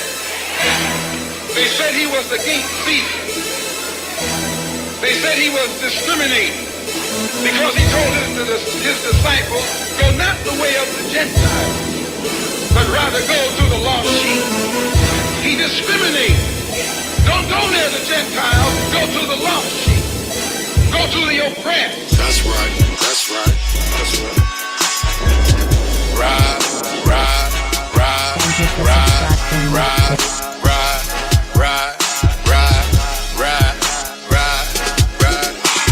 Literally buy when you see me ride. Don't you see me switching lanes? Bitch ass niggas switch sides. Don't hate the riders. Hate the gang. Don't hate the riders. Don't hate the riders. Don't hate the riders. Don't hate me, man. Don't hate ass niggas switching sides. Don't you see me switching lanes? Let me buy when you see me ride. Don't you see me switching lanes? Bitch ass niggas switching sides. Don't hate the riders. Hate the gang. Don't hate the riders. Don't hate the riders. Don't hate the riders. Don't hate me, man. Don't hate ass niggas switching sides. Don't you see me switching lanes? Enough of that.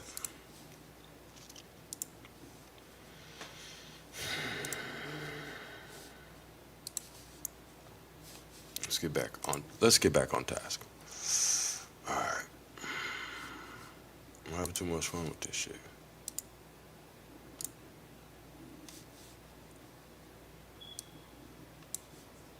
What the fuck?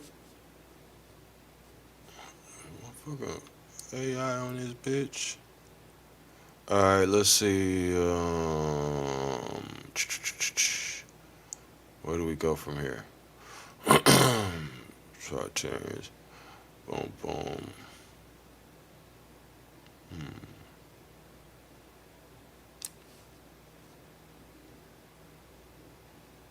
Oh, I know where we'll go. We'll go to this old ass footage. Yeah, because we was on the Star Forts. Oh man, I'm tripping.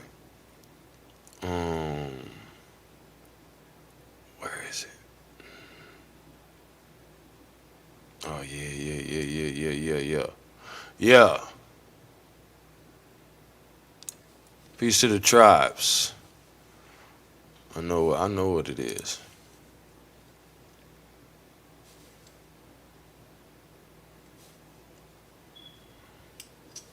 Don't act slow, computer. Yo, make sure you hit that like if you haven't already. Because we was talking about the Star Force, man. Y'all let me, venture off.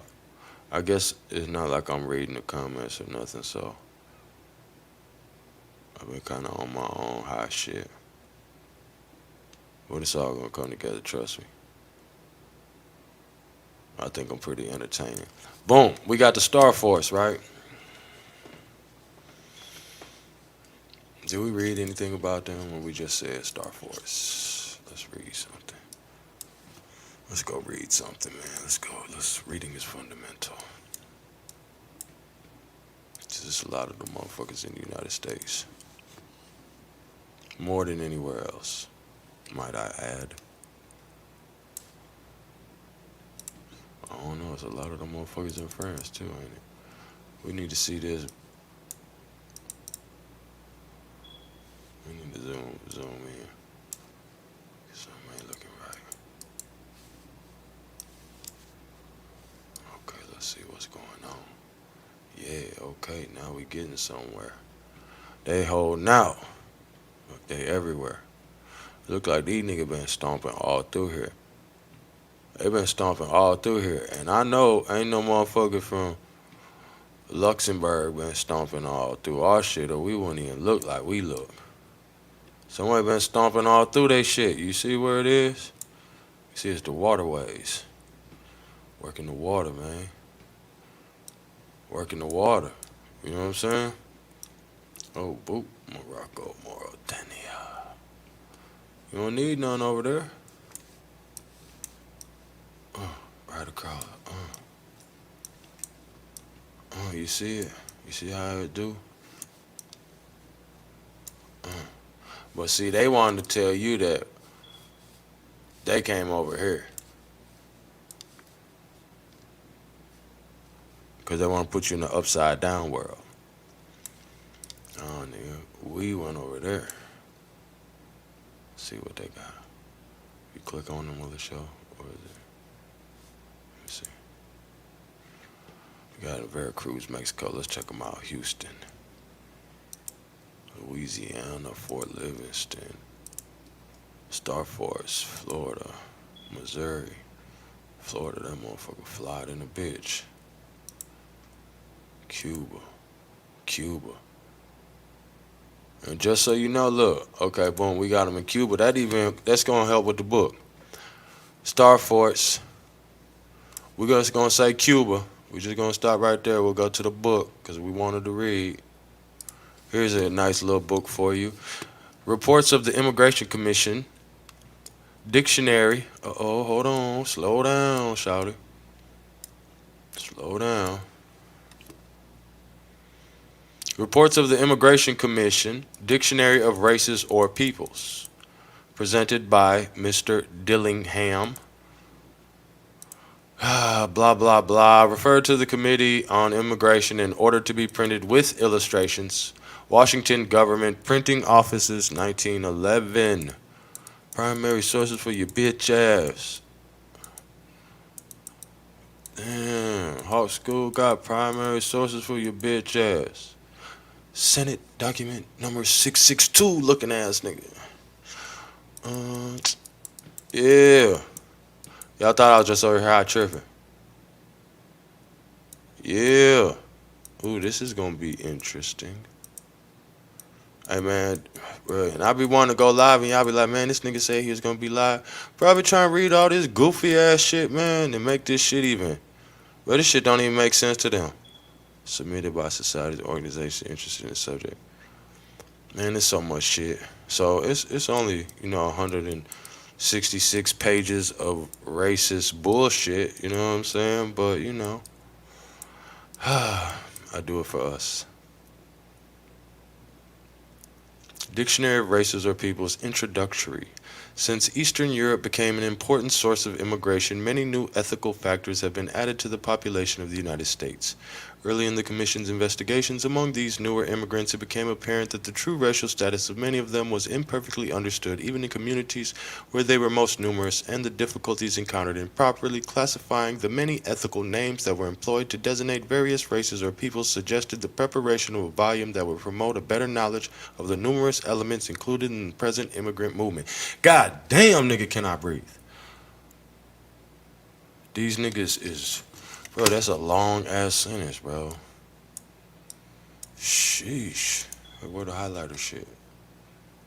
I don't even want to start fucking with shit, trying to be cool and fuck it up.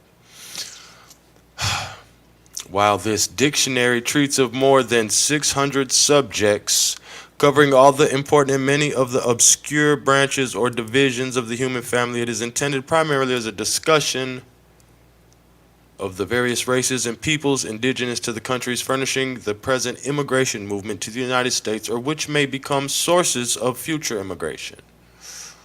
Until 1899, when the Bureau of Immigration first classified arriving immigrants according to the race or people to which they belonged, practically all population statistics respecting the foreign-born in the United States were recorded only by country of birth. Previous to the adoption of the improved method of recording immigration statistics, the Bureau of the Census had attempted in some instances to distinguish among the various East European peoples in the population. And as a result of this effort, reports of recent censuses include more or less accurate data relative to the Polish and Bohemian elements in the population. In the first mentioned case, this group is accomplished by regarding, for census purposes, the former kingdoms of Poland as a geographical entity instead of provinces of Austria, Prussia, and Russia as Poland has been politically for more than a century. In the same way, Bohemia is considered a... Oh my fucking God, bro. So, you get it, okay? This nigga's got a whole fucking... You see what I'm saying? Like, that was like... Not even a page, bro. This shit was a fucking headache. So let's fast forward. Because, some of the dumb niggas that think they smart think that I'm so lit that I don't know where I'm at. What do you mean, son? I'm manifesting where I'm at, all around me. You dig? You dig?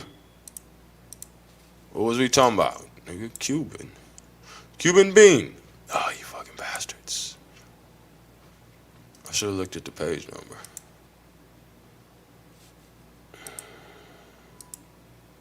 Cuban bean. There you go. All right, boom. Because they hella prejudice. But check it out, though. But they still gonna help. Because we got, boom, catch that. Because remember, this Hawk School, so we learning this shit together. So I really can't say that I've even ever clicked on this right here. So let's click on it. Let's learn. Remember, every student's a teacher, every teacher is a student. You are now live with the tribes at Hawk School.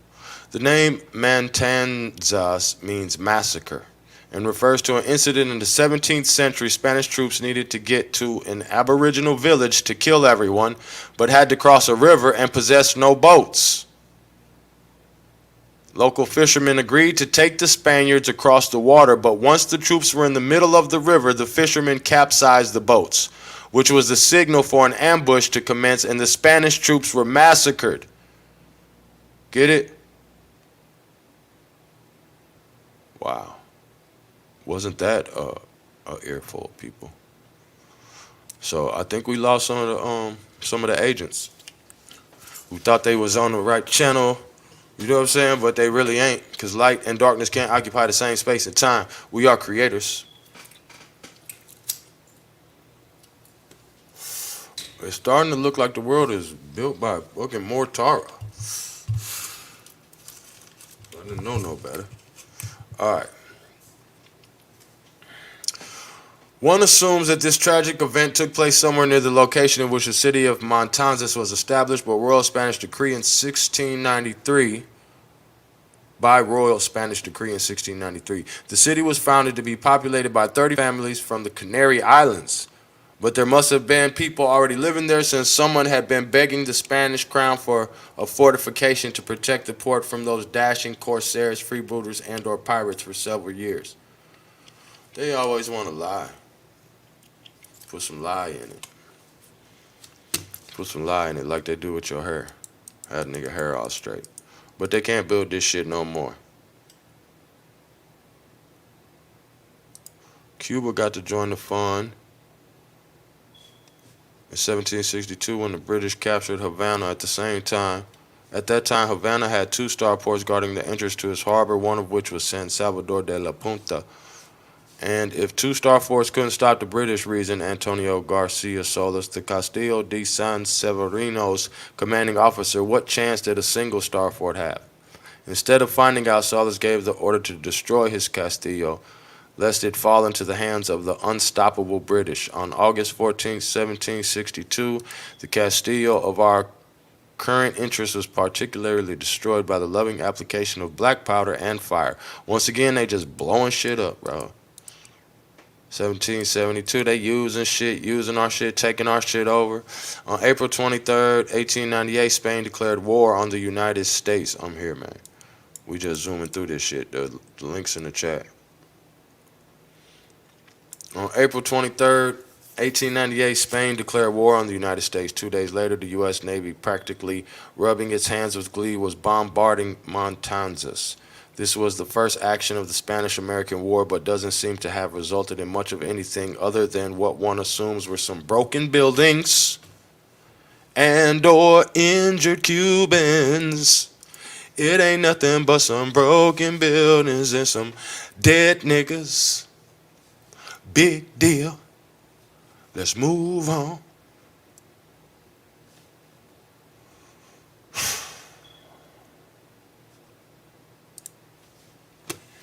Back to this book. Cuban. Defined sufficiently well for the purposes of this dictionary by the Bureau of Immigration and Naturalization, the term Cuban refers to the Cuban people, not Negroes. This narrower definition covers, however, only 60% of the population of Cuba, that is, the native whites, for 13% are Negroes, 16% mulattoes, and 10% foreign-born whites. It also excludes Indians. The term is generally used in a wider sense to include all natives of Cuba, regardless of color, especially including those of mixed blood. In race, therefore, the population of Cuba is mainly composed of pure Spanish stock, contrary to the popular impression, if Catalans and Basque may be called pure Spanish. For these are the most important stocks that have come to the island from Spain. It is also popularly supposed that there is much Indian blood in Cuba, as in Mexico and in the countries farther south. This is not the case for the sufficient reason that the Indian Aborigines were almost entirely killed off in war and at forced labor within 50 years from the landing of Columbus. Negroes to some extent have suffered the same fate, for it is estimated that fully 900,000 were brought to the island as slaves. In 1817, they outnumbered the white population. The Cuban Census of 1907 gives a total population in round numbers of 2 million, of whom 1.2 million are native whites, 200,000 foreign-born whites, 270,000 Negroes, 330,000 of mixed race, and 12,000 Chinese. Of these foreign-born whites, we're right here, class, 80% are Spaniards and 3% 6,700 Americans. Cuba is therefore distinctly Spanish or Latin in its sympathies and civilization. Comparatively few Cubans have immigrated to the United States. In 1907, only 5,400 white, Spanish, English, and other foreign-born whites coming from Cuba are not included in this count. Hold on. Spanish, English, and other foreign-born whites coming from Cuba are not included in this count. The same is true of immigrants from the rest of the West Indies. See West Indian, Mexican, Spanish American, and Negro. The number of Negroes coming to the United States from Cuba cannot be stated, but it is not large. For the total Negro immigration in 1907 was only 5,200, of whom 4,500 were from the West Indies, including Cuba. All aliens coming from Cuba are counted as immigrants, although in common with persons coming from Canada, Newfoundland, and Mexico, they are for the most part exempted from the head tax. All right, now let's go to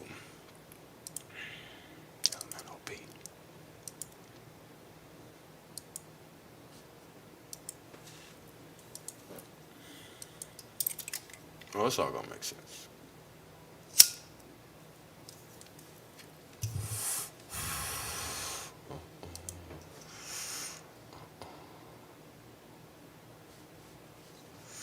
Where was they talking that shit at? Where I catch? Spanish American, defined by the Bureau of Immigration, the people of Central and South America of Spanish descent. Those of Negro or of Indian descent are listed separately, as are also Mexicans, West Indians, and Cubans. The definition apparently excludes the chief people of Brazil, the Portuguese, as it does the Italians, Germans, and the like of all South American countries. Like other terms applied to immigrants from the Americas, it does not connote, strictly speaking, a race, but a geographical subdivision set apart for practical convenience. The race, of course, is Spanish, although the language may have changed, as in Brazil, to Portuguese. Let's read that again. It says,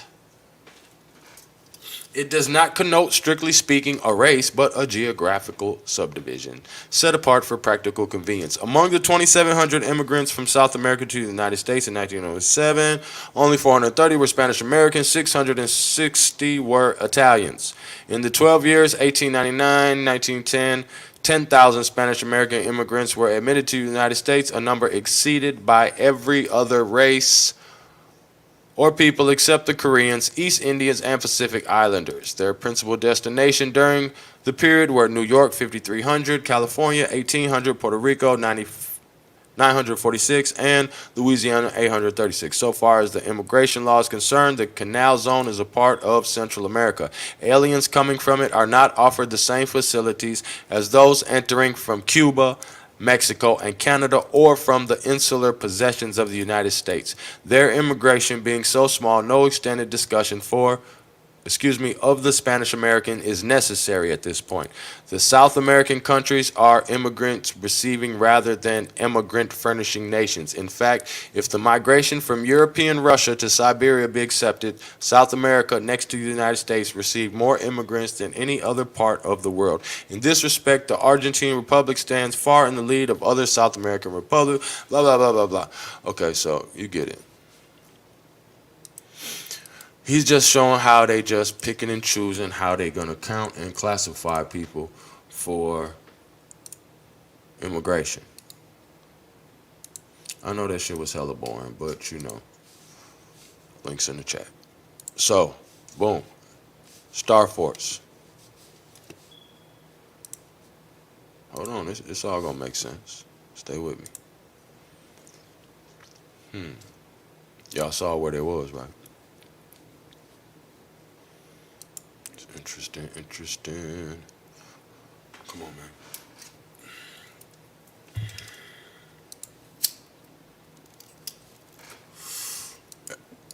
That reading shit be boring as shit, bro. I don't know how y'all be watching them videos, bro. That shit is boring as shit. This video is so bullshit. It's called Immigration in America's History, 1960s educational film, Immigrants, Migrants. Just like the little bullshit video. Show you how the shit went. Oh man, but I want to show you. Hold on, we didn't even get to them. Oh fuck, we didn't even get to them snitching on themselves in the little video with little Ubuntu with the little goddamn fangs. Hold on. Starports. It's all just keep it all in your mind. Talk amongst yourselves. It's all gonna make sense. Where little Boobalot go?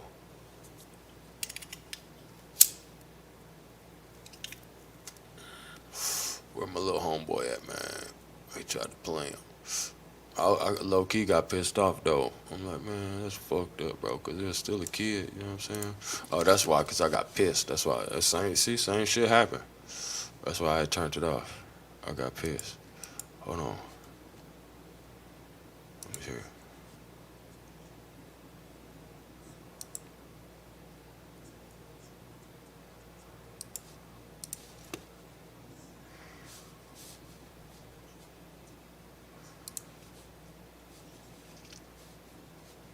Ultimately, an agreement was reached to move Ota Benga to the Howard Colored Orphan Asylum and later to a seminary in Lynchburg, Virginia. There, nearly 10 years later, Ota Benga shot himself to death. Who gave Ota Benga a gun? Shot himself? Ota Benga shot himself?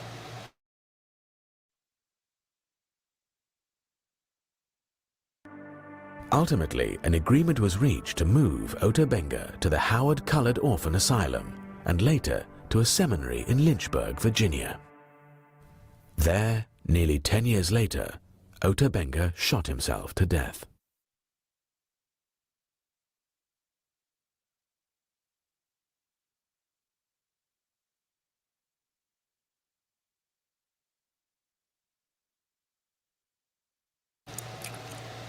R.I.P. Ota Benga, man.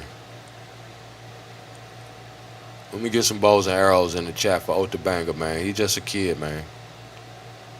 He's just a kid, my nigga. These people dirty, man. Bows and arrows in the chat for Ota Benga, man. Shout out Ota Benga, man. We don't hate nobody. We don't hate nobody over here at Hawk School. Cause we already know how this why they had y'all nigga being on this all hater divisionary shit, nigga, like 900 motherfucking tribes, and niggas is all politicking and goddamn it, living in peace, balling so hard they got jewels on the outside of the building, nigga. Rubies and emeralds and shit all on the outside of their house, my nigga.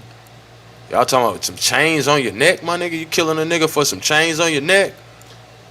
Come on, bro.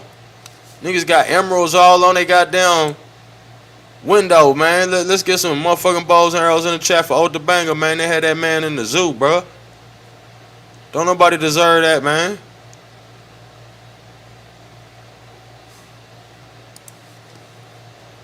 Ten years later, Ota Benga shot himself to death. Benga had expressed a desire to return to his native Africa, but by 1916, the continent was being further ravaged by European powers as they fought World War I, so return was no longer an option. I think the hopelessness of it all, the trauma he had, would prove even more horrifying. people we call pygmies. Special laboratory set up by the fair's anthropologists for walking resembles that of the highest. Also, St. Louis World Fair, William McGee expressed a similar view. Had from this resembles that of the highest ape-like animals than that of the highest humans. Like other scientists of the era, McGee saw primitive non-white peoples as living evidence of man's evolutionary history. The savage comparisons were used before Darwin for bandwagon effect. Princeton and Columbia. Evolution. Organizers import things for walking. Each members of the Johnson. Thanks to Barney. what is it, or man-monkey. Visitors were told that the creature had been captured by hunters in Africa, who discovered a race of beings roving among the trees and branches like apes and monkeys. Museum staff declared that the creature had been pronounced by scientists as a connecting link between African blacks and lower animals. In reality, Barnum's so-called man-monkey was an African-American man named William Henry Johnson. Thanks to Barnum, Johnson spent much of his life on public display as an evolutionary missing link, sometimes in a cage. Many reporters at the time were happy to promote the deception. The New York Tribune declared Johnson spent much of his life on like apes and monkeys. Scientists. Johnson spent much of his in reality, Barnum's so-called man-monkey was an Now this nigga, I know when we got down do the research on this nigga that he gonna be a motherfucking Freemason ass, Chata ass, Indian ass nigga. That nigga clearly an Indian. And they got this nigga in a goddamn monkey suit, jumping all around the motherfucking goddamn St. Louis motherfucking exposition. Talking about he the missing link. Like, that's what I'm telling you. These niggas is in on this bullshit, bro. These niggas straight in on this bullshit, man. Man, come get your granddaddy, man, out this goddamn monkey suit, man. So this is the early Pan-African right here. This nigga was all the way with the goddamn bullshit. Shout out to Brother Hunter Show. You know what I'm saying? We're gonna have to build. Anybody want to add on once I get done with the presentation? It may seem like I'm all over the place and I don't know what I'm doing, but I do. You know what I'm saying? Now get your motherfucking granddaddy out this goddamn monkey suit. This Pan-African shit, man. Scamming with these boys. African-American man named William Henry Johnson. Thanks to Barnum, Johnson spent much of his life on public display as an evolutionary missing link, sometimes in a cage. Many reporters at the time were happy to promote the deception. Play as an evolutionary missing link, sometimes in a cage. Many reporters at the time were happy to promote the deception. Sometimes in a cage. Many reporters at the time were happy to promote the deception. And a Negro. The New York Tribune declared to promote the deception. The New York Tribune declared that Barnum's performer seemed to be a cross between an ape species and a Negro, while another paper declared, "The head is shaped like that of a monkey, but the face is more like that of an African Negro of the lower order." Nigga, it's because it is a nigga. What the fuck you mean it look like a nigga? How dare you? Man, can you believe? Okay, somebody granddaddy got up here, put on a motherfucking monkey suit. This nigga jumping all through the St. Louis expedition. Ooh. And they talking about, he looks like a Negro. The missing link, he looks like the... That's how they evolve. So now you got these motherfuckers walking through here, looking at this shit like, oh my God. Hold on, let me find this part though, where they slip up. Is these bitches smoking cigarettes? Man, this is just the weirdest picture just to be on the screen, bro, but it's baby booty and goddamn cigarettes. Like, what the fuck is going on at this place, bro? Where y'all at? Where these niggas going to, bro? What the fuck is going on? Elite members of the scientific community, and it was given a platform at one of the most celebrated events in a cage next to a chimpanzee. But the quest to dramatize the lower stages of human evolution eventually reached far beyond freak shows. It ultimately involved the most elite members of the scientific community, and it was given a platform at one of the most celebrated events in early 20th century America.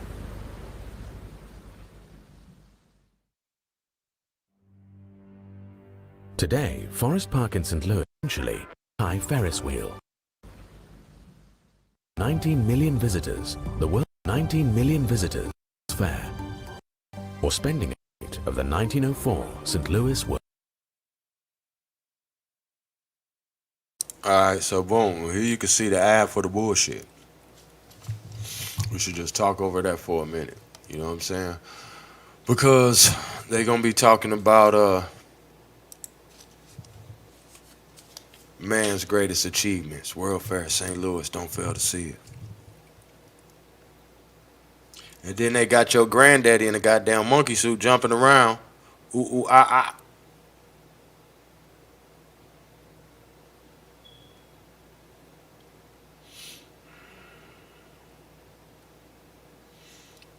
Your Pan-African ass granddaddy. And that's what, 1890 something? Well, what did it say in the newspaper? What year was the newspaper we was reading? It say January 6, 1858, Clearfield, Pennsylvania. Raftsman's Journal. You're going to have to go look at whatever bill we already did on this. And the link's in there. And what do it say in the article? Antiquities in America. Throughout the entire length and breadth of the country, washed as it is by the waters of two mighty oceans and abounding in natural resources, enormous beyond what is impossible to conceive, we find much to admire in the aspect and beauty of nature. And whether we travel from the distant shores of Maine and New Brunswick to the golden sands of California. Hold on, because he talking about our shit. Hold on.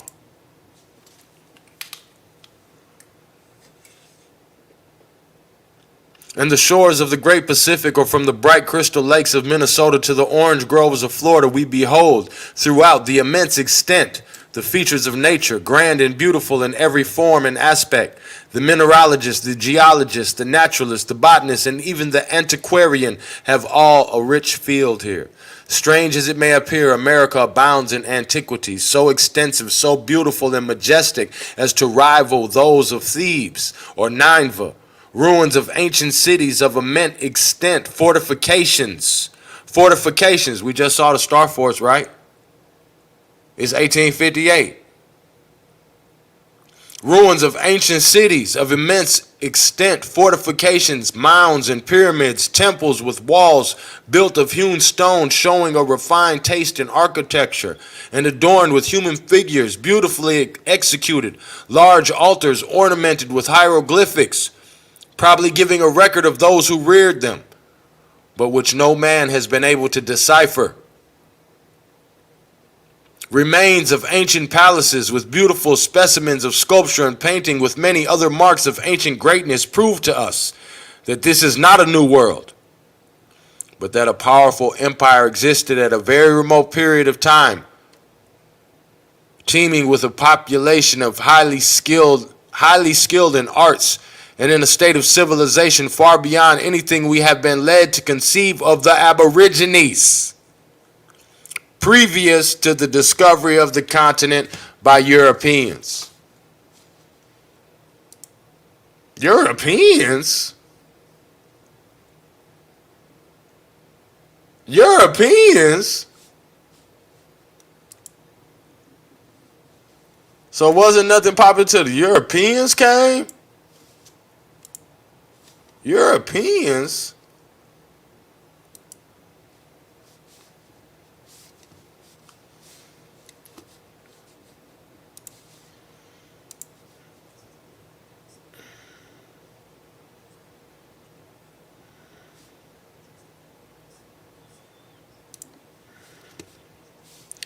Now, boom. Because we seen the niggas with these hats in the other video. Brought from the Kasai River, Congo Free State. Exhibited each afternoon during September. Thousands of New Yorkers came to stare and laugh and debate the meaning of the display. Is it a man? Some of them wondered. Newspaper coverage brought even more people, and in just a few weeks, the zoo drew nearly 250,000 visitors. But the notoriety also brought controversy. New York's clergy, in particular, were horrified at what of using books of all the schools.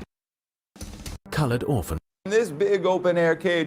This big Colored Orphan desired to return to a Pygmies as very low in the human scale, the Times made clear that it viewed pygmies as less than fully human. Whether they are really closer to the anthropoid apes than the other African savages, or whether they are viewed as the degenerate descendants of ordinary Negroes, they are of equal interest to the student of ethnology and can be studied with profit. The editors at the time. Wait a minute. What did he say? What did he say? Grant was an open racist who thought blacks were an inferior race and regarded those who had parents of different races as mongrels. Within a decade, he would write The Passing of the Great Race, a book which championed Nordic supremacy and keeping blacks subservient to whites. The book was reportedly praised by Adolf Hitler as his that he couldn't learn to like. The ministers then went to a degree from Columbia. Those who had parents blacks were an inferior. Madison Grant, that he couldn't is much more in the directors of making his way successfully as a sensation. Was the son of a controversial general during the Civil War. The editors at the Times thought it absurd to make moan and be studied with profit to the degenerate descent closer to the anthropoid viewed pygmies as less than fully human. Whether they are really closer to the anthropoid apes than the other African savages, or whether they are viewed as the degenerate descendants of ordinary Negroes, they can be studied with profit. Negroes viewed pygmies by the anger of the whether they are really closer to the anthropoid apes than the other African savages, or whether they are viewed as the degenerate descendants of ordinary Negroes. So now he's trying to say the degenerate descendants of ordinary Negroes. Here go to ordinary Negroes. You can't run that shit. That's why he had to say it. But see, these niggas right here, you see where they at, what they doing. Yeah. You see them.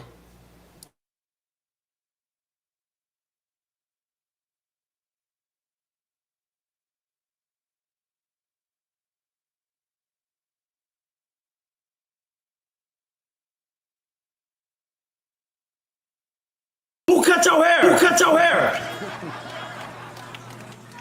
Who cut your hair?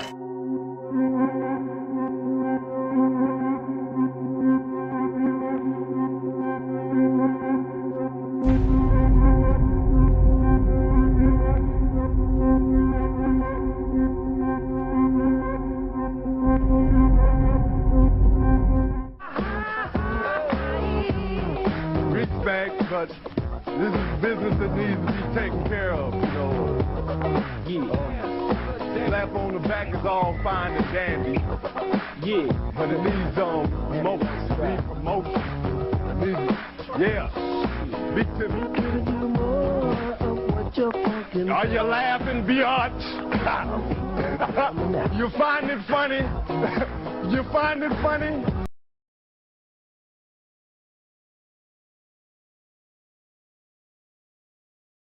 Screenshot that, man.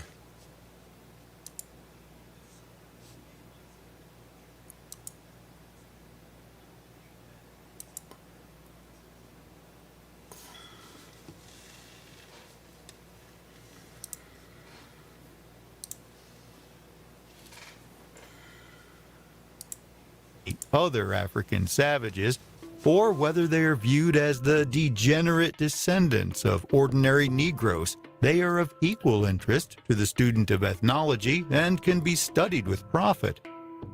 The are out of date instead of a for trying to use African American, and that it is weighed in again.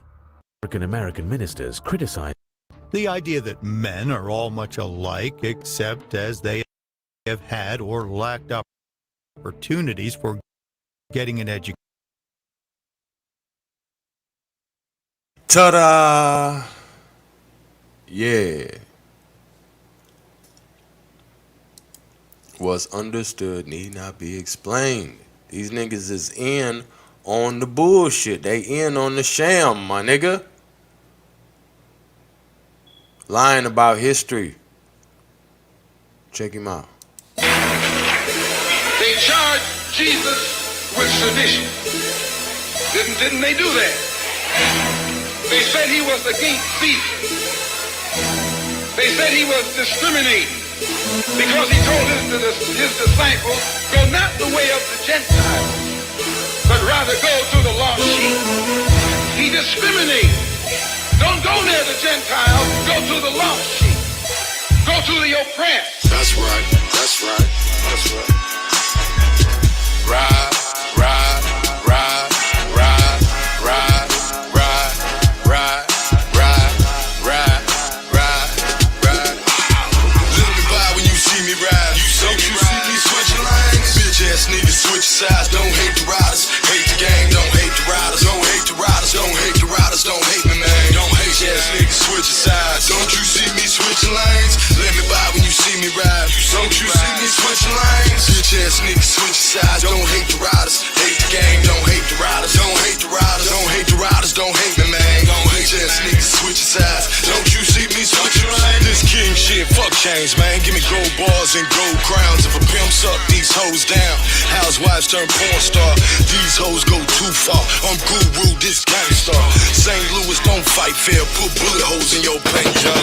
Fake hoes get exposed. Eat bitch niggas like takeout. Hate the game, don't hate the riders. They watch us like a stakeout. Lurking on my Instagram. Is that what all that hate about? You acting like I give a damn. Like I don't know these hoes foul. Okay, I'm reloaded. Who wants a war now? Knock, knock, better open up or we gon' kick the door down. Pine line, stay soldiered up, nigga, you can ask the whole town. I walk on water like Black Jesus, it's rider season. Let me by when you see me ride. Don't you see me switching lanes? Bitch ass niggas switch sides. Don't hate the riders, hate the game. Don't hate the riders, don't hate the riders, don't hate the riders, don't hate me, man. Don't hate ass niggas switching sides. Don't you see me switching lanes? Let me by when you see me ride. Don't you see me switching lanes? Bitch ass niggas switching sides. Don't hate the riders, hate the game. Don't hate the riders, don't hate the riders, don't hate the riders, don't hate me, man. Don't hate ass niggas switching sides. Don't you see me switching lanes? I'm 100 in any lane, like the neurosurgeon get plenty brain. I'm plenty high, you know how we ride. Don't you see me switching lanes? I'm out my mind like insane. It's my time and I'm not playing. I bury the pharaoh in hot sand. Don't they know this God's land? Fire water, they see me ride. Don't they know this God's plan? If you ain't about it, don't talk about it. Look, bro, that's all that I'm saying. Minivan full of contraband. 415 like a marching band. Got a sweet 16, 500 grams. Wake up now, nigga, not the scam. Wild child, nigga, Taliban. Got a wild style like a spray can. Niggas fake like spray tan. Bitches shady like Ray-Bans. I'm unpersuaded, I can't be faded. I'm underrated, I gotta shine. Fuck the clock, boy, fuck your watch. Ride or die, nigga, now it's time. Let me by when you see me ride. Don't you see me switching lanes? Bitch ass niggas switch sides. Don't hate the riders, hate the game. Don't hate the riders, don't hate the riders, don't hate the riders, don't hate me, man. Don't hate ass niggas switching sides. Don't you see me switching lanes? Let me by when you see me ride. Don't you see me switching lanes? Bitch ass niggas switching sides. Don't hate the riders, hate the game. Don't hate the riders, don't hate the riders, don't hate the riders, don't hate me, man. Don't hate ass niggas switching sides. Don't you see me switching lanes?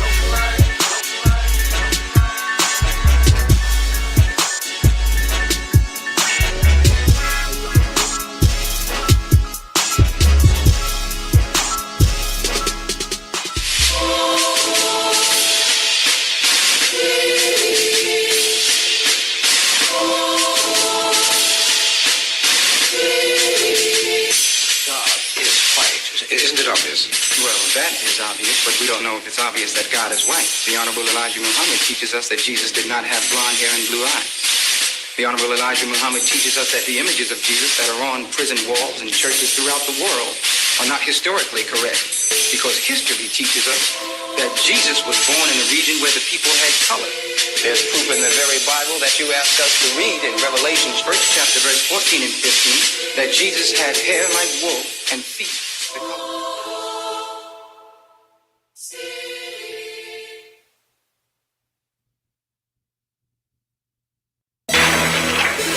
They charged Jesus with sedition. Didn't they do that? They said he was against Caesar. They said he was discriminating Because he told his disciples, go not the way of the Gentiles, but rather go to the lost sheep. He discriminated.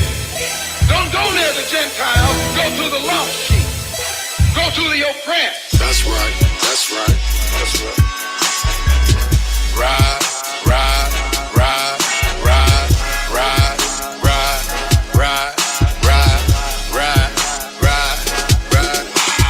Let me by when you see me ride. Don't you see me switching lanes? Bitch ass niggas switch sides. Don't hate the riders. Hate the game, don't hate the riders. Don't hate the riders, don't hate the riders. Don't hate me, man. Don't hate ass niggas switching sides. Don't you see me switching lanes? Let me by when you see me ride. Don't you see me switching lanes? Bitch ass niggas switching sides. Don't hate the riders. Hate the game, don't hate the riders. Don't hate the riders. Don't hate the riders. Don't hate me, man. Don't hate ass niggas switching sides. Don't you see me switching lanes? This king shit, fuck chains, man. Give me gold bars and gold crowns. If a pimp suck these hoes down, housewives turn porn star. These hoes go too far. I'm guru, this gangsta. St. Louis don't fight fair. Put bullet holes in your paint job. Fake hoes get exposed. Eat bitch niggas like takeout. Hate the game, don't hate the riders. They watch us like a stakeout. Lurking on my Instagram. Is that what all that hate about? You acting like I give a damn. Like I don't know these hoes foul.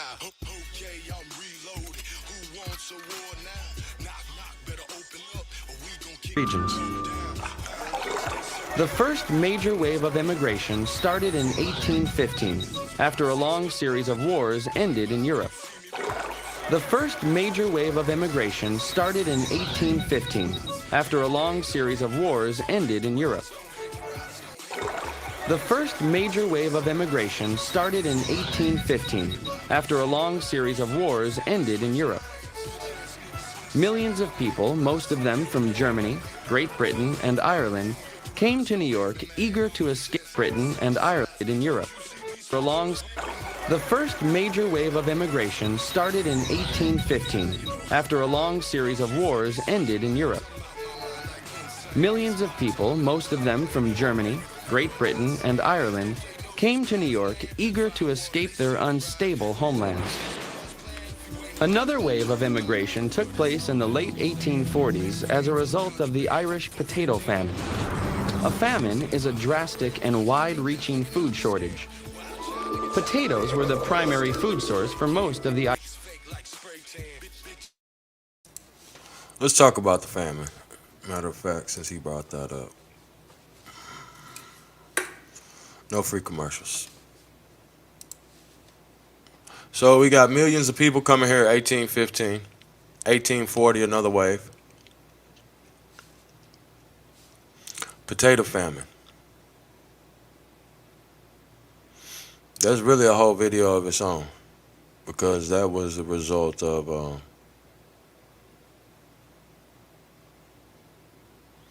a fungus, and the fungus caused the potato crop to go rotten.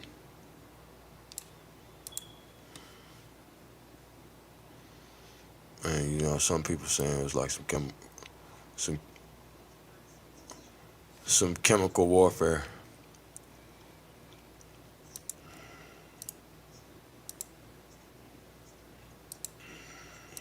Let me see. An eighth of the entire population.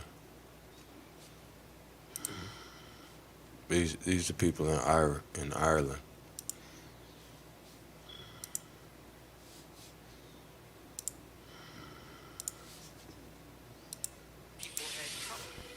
Another, and more significant factor as to why the famine was particularly devastating, was that of the inactions and actions of the Whigs, Liberals, of the British government in London, led by Lord John Russell, were severely worsening the famine. The general view in Westminster was that the Irish were not worth their effort and the famine was the fault of the Irish. Rather than treating the famine as an imperial responsibility, they thrust the responsibility to Ireland despite them having inadequate resources and infrastructure to deal with the problems on hand. For example, the government did not leaving the farmer nothing to eat. Trade meant that all Irish crops were sold instantly evicted all farmers who were unable to pay, selling their properties to pasture rather than practiced what was exported for taxes. Some English illustrators depicted a prehistoric ape-like image of Irish faces to bolster evolutionary racist claims that the Irish people were an inferior Irish faces to bolster evolutionary racist claims that. Alright, so now you calling the Irish Iberian. Comparing them. See, this Anglo-Teutonic, these old Aryan motherfuckers right here. And he's saying this nigga and these niggas.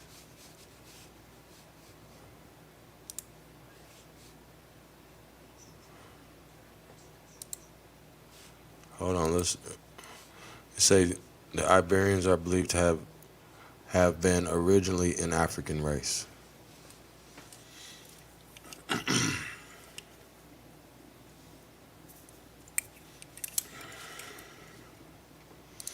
Is that what all that hate about?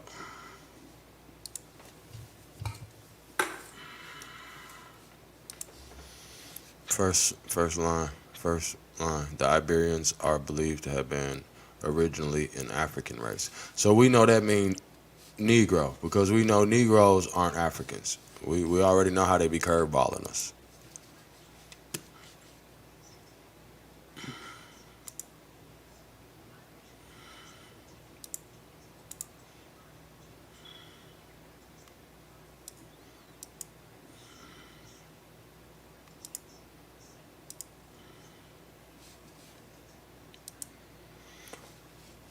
And you see, they gotta show us only certain pictures because you'll start seeing motherfuckers not looking Irish, like this lady.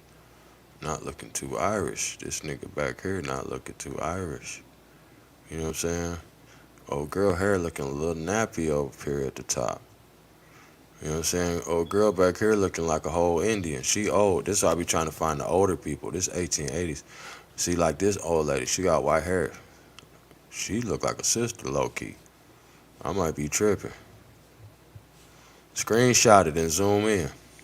Check her out. Check her out. Check him out. He's Irish in Liverpool, 1880s.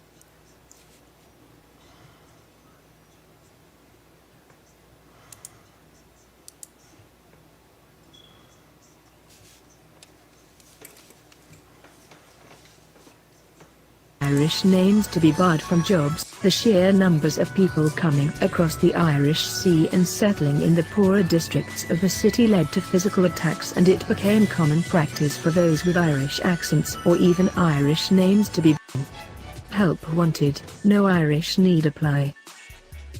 In 1836, young Benjamin Disraeli wrote, "The Irish hate our order, our civilization, our enterprising industry, our pure religion.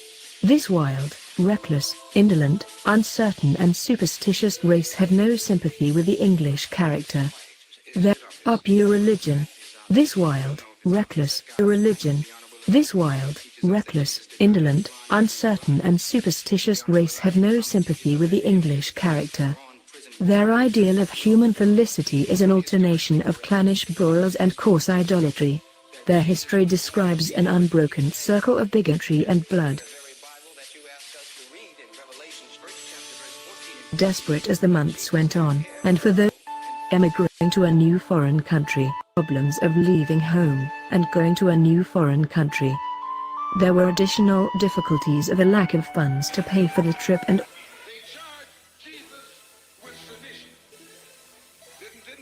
You notice how she gonna just slide that clip in there and then just slide right by that? Like, where are they? Huh.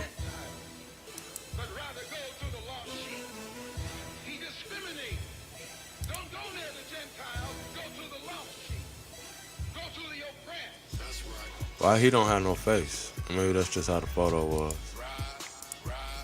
Hold on, there was another lady that was looking hella out of place to me. They were just tearing down their crib, kicking out whoever was left over poor. They got to paint a narrative. They got to paint a new picture of the world. This nigga right here, I don't know. He ain't looking too goddamn pale face. These are the sellouts. Part of the whitewash. That's how they do, cause they been conquered them. Now look at this nigga right here. In this 1847 portrayal. Used to looking through the ravaged potato grain bin used at home to the poor were often reduced to looking through the ravaged potato fields for any potatoes that had escaped the disease. Ireland and her people were neglected by the central government in Westminster, and alcoholic allowed to use the deck, steerage, travel on board for the USA. The fares were around. There were additional difficulties of a lack of funds to pay for the trip and also a lack of money for provisions. The fares were around 55 shillings to Canada and 70 to 100 shillings to the USA. 20 shillings equaled £1. Standard class included standard class or steerage. Standard class included berths and the passengers could walk on the decks, small though they were. Steerage passengers were treated more like livestock. They were crowded together below decks, often not being allowed to use the deck. For the majority of emigrants, steerage was the most they could afford. Many people who left Ireland by ship for the United States in particular never arrived, dying of starvation or related disease en route. Disease that was made worse by the cramped and unsanitary conditions on the ships. Irish population. But in the 1840s, a disease spread across the country.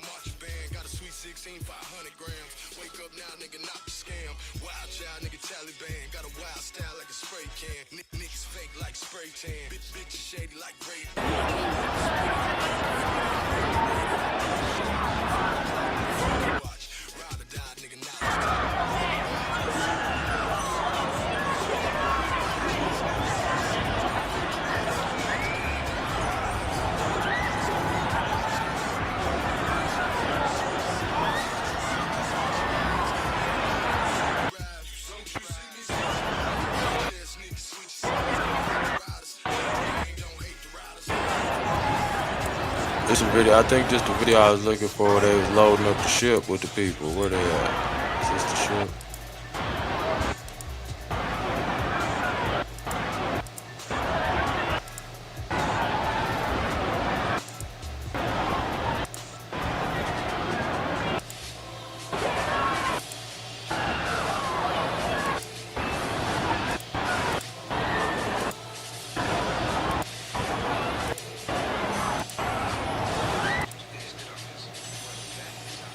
Were very much similar.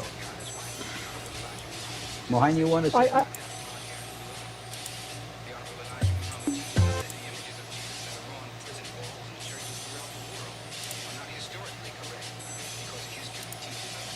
That's something else. Hold Small on. business. We're gonna get to that, not yet.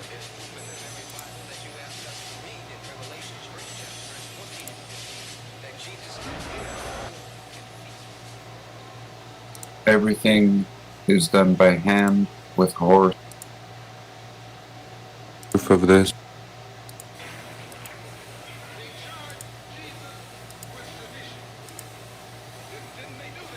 These sites. Cataclysmic event that they will repop. Created these people really from.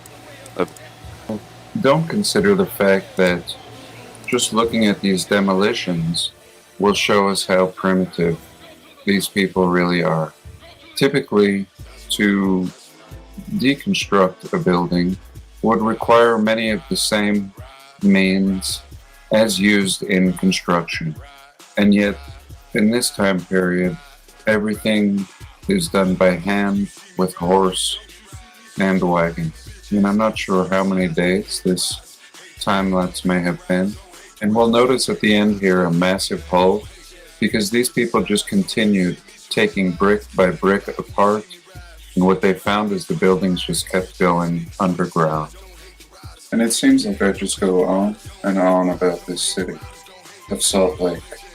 I'm not sure sometimes if I'm getting any closer to presenting some kind of proof that the story we're given is a complete falsity. The city created in 1847 by 148 people. In 1850, 6,000, and in 1870, the railroad comes in and we have a whopping 12,000 people. 10 years later, about 20,000. And this is the approximate period I want to focus on today. 30 years. In the first 30 years, we are said to have 20,000 people. And what can a people accomplish in 30 years? We have to take into account the means, of course, available to people in this time period, horse and wagon, and the introduction of the train. We're told these people want to tell you they built all these buildings with some motherfucking horse and buggies, my nigga.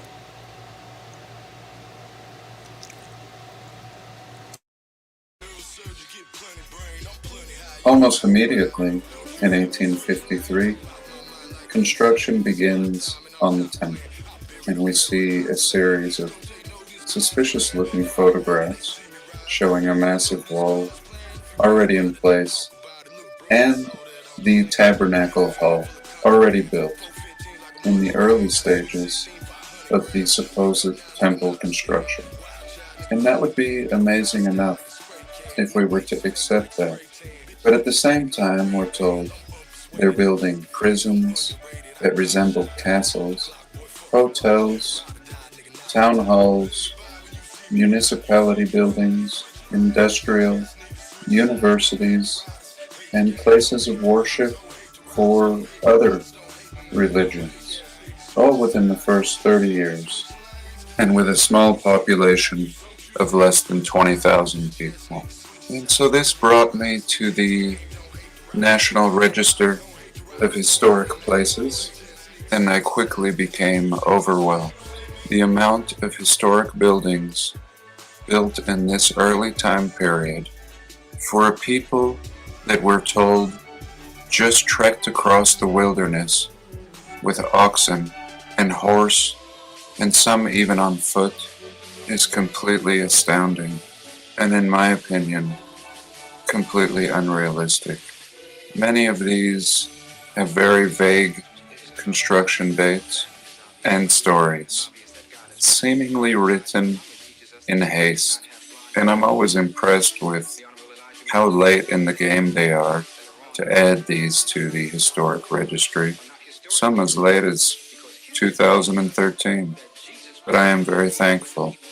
In many cases, such as the prison built in the 1850s and demolished in the 1950s, before any thought of historical preservation would begin to take place. And it seems like it was easy to manipulate history all the way up until the 1950s. And here we see a picture of the Hotel Utah in 1925, now called the Joseph Smith Memorial Building, and we're told it was built in 2 years, from 1909 to 1911.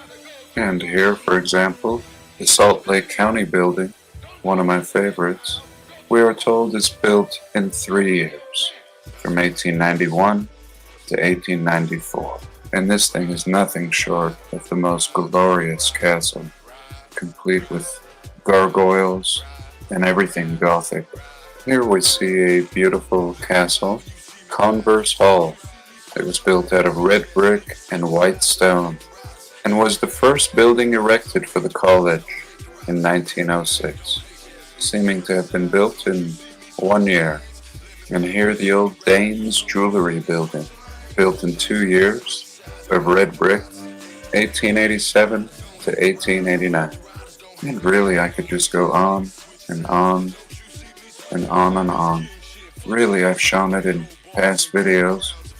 The whole city completely built out only 30 years after the arrival of these Mormon pioneers.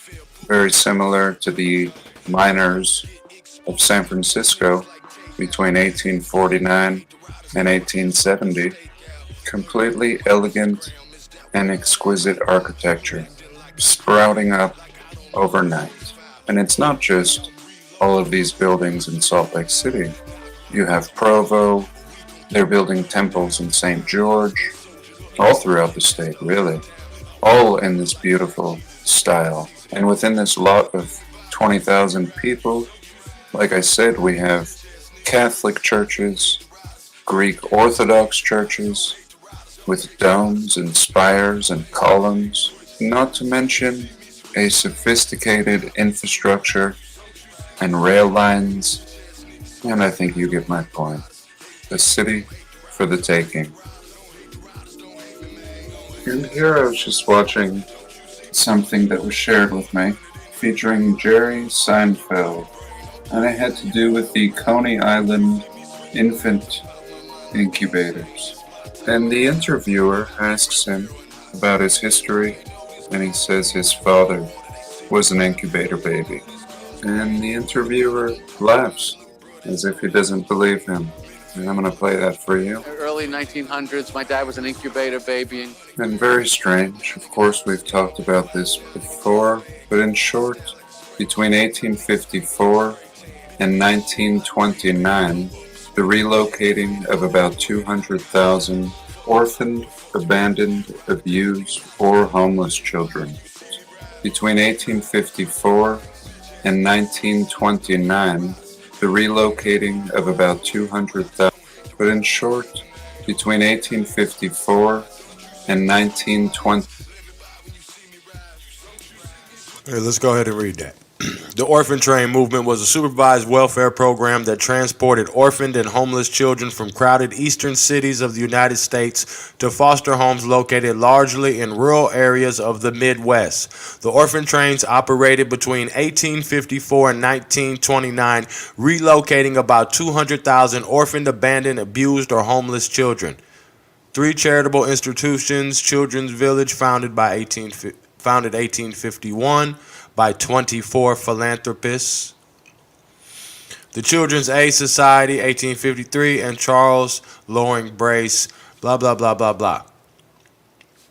But you know, that makes me want to look up the, which one was it?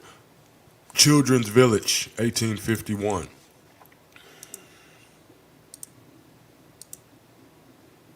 Because what I'm showing you is this immigration that was going on. Because let's recap what's already here now.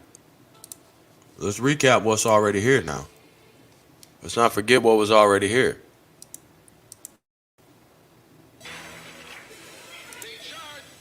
Let's not forget what was already here before they pulled up.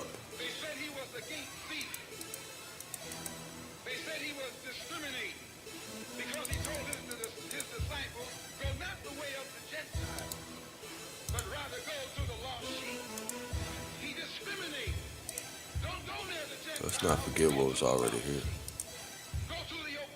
In the Americas, my nigga. Let's not forget what was already here. See, they try to make it look like they was building some shit.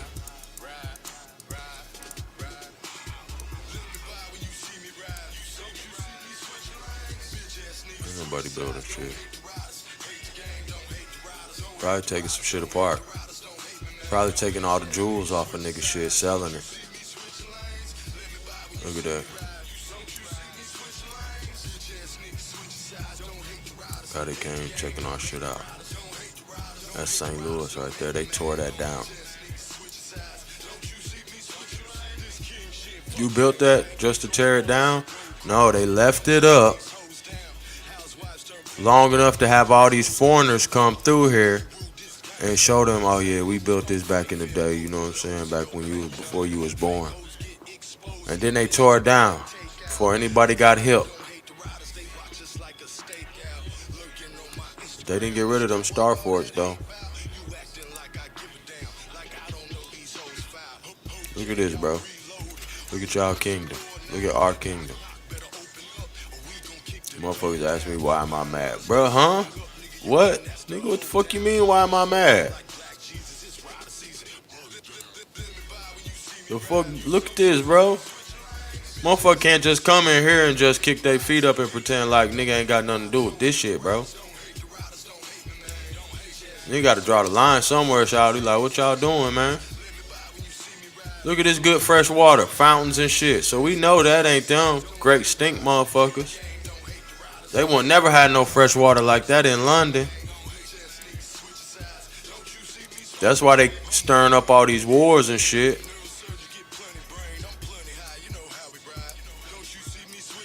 Look at them niggas with them hats. It's them fresh in hats.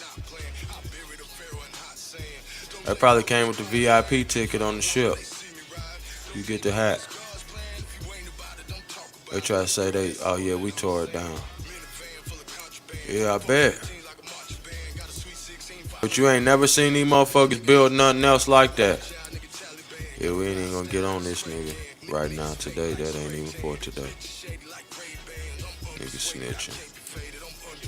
This nigga in the Masonic dictionary. A Mohawk Indian chief made a Freemason and admitted to the 3rd degree at London, England on April 26, 1776. Uh-oh.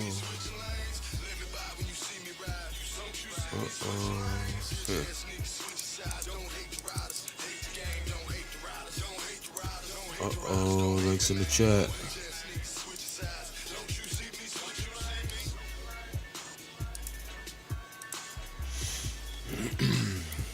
Yeah, go read about it. I'll talk about that later. Look who's back here in the cut with the Mohawk Indians. Stealing all the secrets. Shawty getting light skin.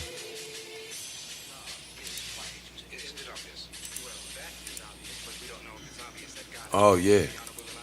Let's go to their records. Look at the Indians now.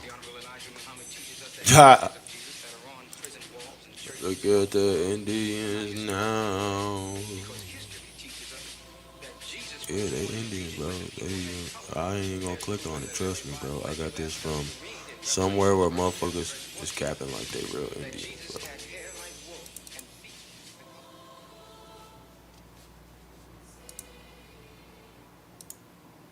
So boom, you got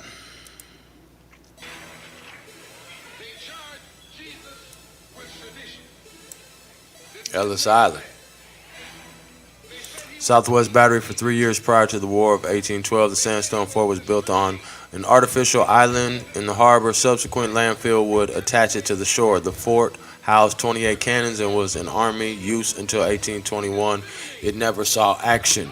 Castle Garden Entertainment on July 3rd, 1824. The complex originally opened air and later roofed, opened with exhibitions and concerts. These lasted through 1854. Castle Garden Immigration Center. See, because they'll tell you about Ellis Island, but before Ellis Island was open, they had Castle Garden. Sending them to the Castle Garden projects. You know what I'm talking about? It sounds like a project down in Castle Garden.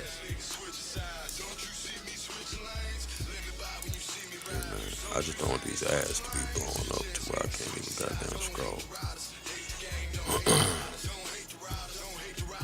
Let's read about it.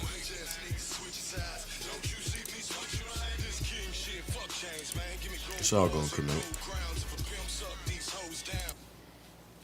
It's all gonna connect.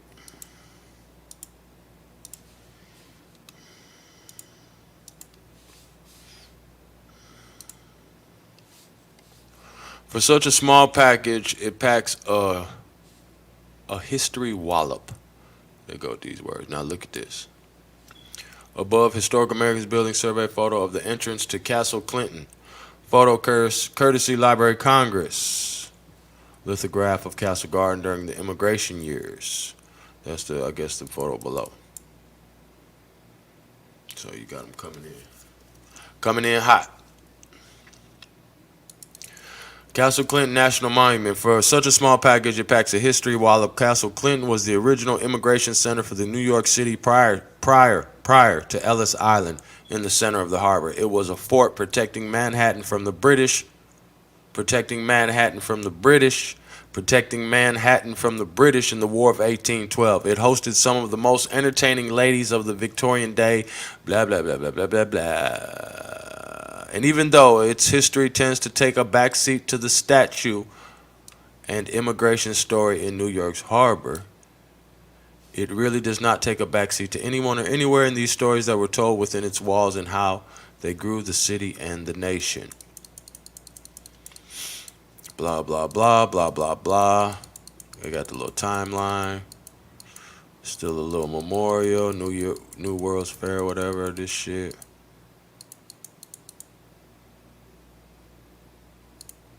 Where's the history? Oh, where is it? See this one, I'm like blowing the picture up too. I can't remember where shit at. Because it gives some numbers. Where are the numbers? Where are the numbers? Where we at? We need them numbers. Each year, boom. Let's see. Okay, let's go to Ellis Island first. Ellis Island, a small island in New York Harbor, served as the site of America's first federal immigration station from 1892 to 1954. Over 12 million immigrants entered the United States through the island. There's quite a few people there, Junebug. There's a lot of motherfuckers pulling up. See how they be hating.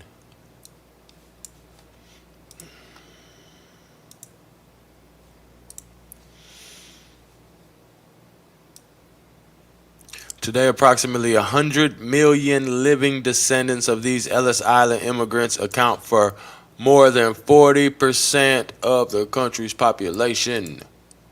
Today, approximately 100 million living descendants of these Ellis Island immigrants account for more than 40% of the population.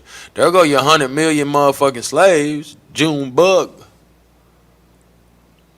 In the early 17th century, Ellis Island was no more than a 2 or 3 acre lump of land in the Hudson River just south of Manhattan. The Mohegan indigenous group who inhabited this nearby shores called the island Kiosk or Gull Island. In 1628, Dutchman Michael Paul acquired the island and renamed it Oyster Island for its rich oyster beds. Yeah, sure he did. In 1664, the British took possession of the area from the Dutch, and the island was once again known as Gull Island for a few years before being renamed Gibbet Island following the hanging there of several pirates. Gibbet refers to a gallows structure. This name stuck for over 100 years until Samuel Ellis purchased the little island on January 20th, 1785 and gave it his name. Declared part of the Statue of Liberty National Monument in 1965, Ellis Island underwent a $162 million renovation in the 1980s and opened as a museum September 10, 1990. The free Ellis Island records database provided online by the Statue of Liberty Ellis Island Foundation allows you to search by name, year of arrival, year of birth, town or village of origin, and ship name for the immigrants who entered the U.S. at Ellis Island or the Port of New York between 1892 and 1924. The peak years of immigration. Isn't that interesting that the peak years is right around time that the fair is popping? Results from the database of more than 22 million records provide links to transcribed records and digitized copies of the original ship manifests. Interesting. No, sir. Prior to 1890, individual states rather than the federal government regulated immigration into the United States. Castle Garden, we saw that.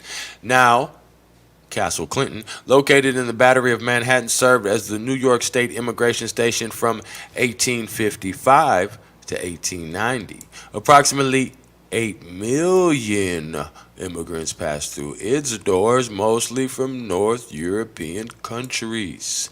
This constituted the first large wave of immigrants to settle and populate the U.S. In the 1800s, rising political instability, economic distress, and religious persecution plagued Europe, fueling the largest mass human migration in the history of the world. Whoa, that's from statueofliberty.org. Links in the chat for you bitch ass. Uh-oh. And this ain't even Ellis Island.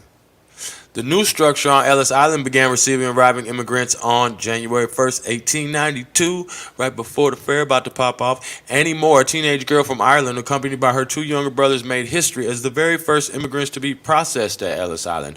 Over the next 62 years, more than 12 million immigrants would arrive in the United States via Ellis Island. So now we have 20 million there.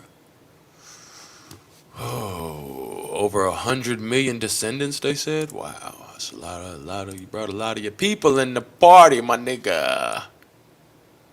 City Hall, 1910. What? Hold on. What? They build shit fast, don't they? Don't they build it fast? How did they build that so fast?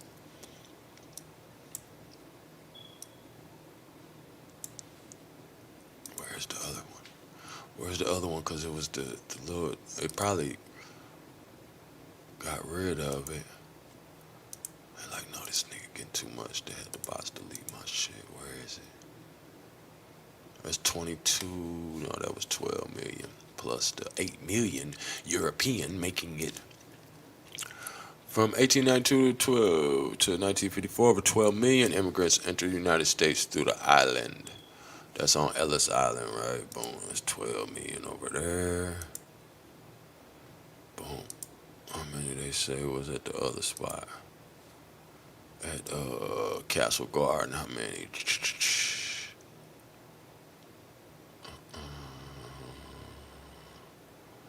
Where is it?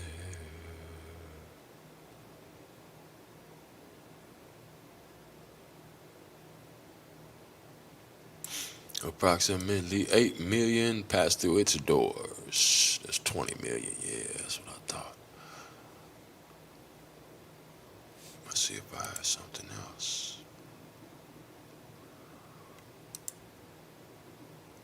Oh, that was on the video where old girl was snitching. Let's see if I can find her.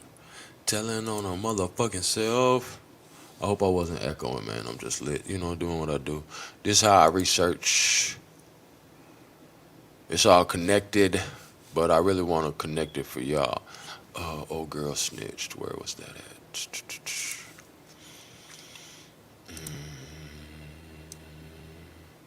This was very interesting because you remember we just saw the potato famine.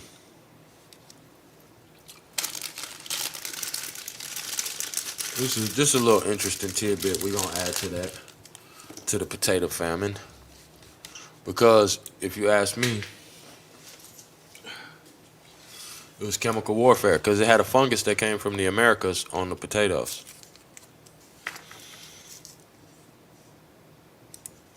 Oh man, I gotta. So the Sultan, I gotta just read it because it's gonna fuck up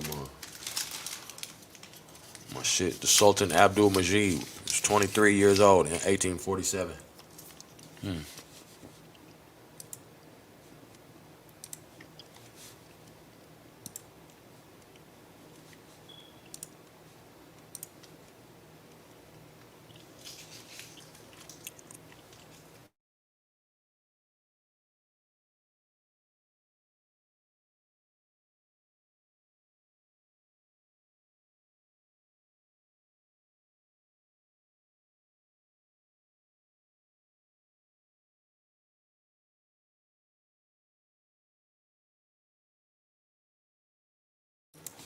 The Sultan wanted to donate to the Irish.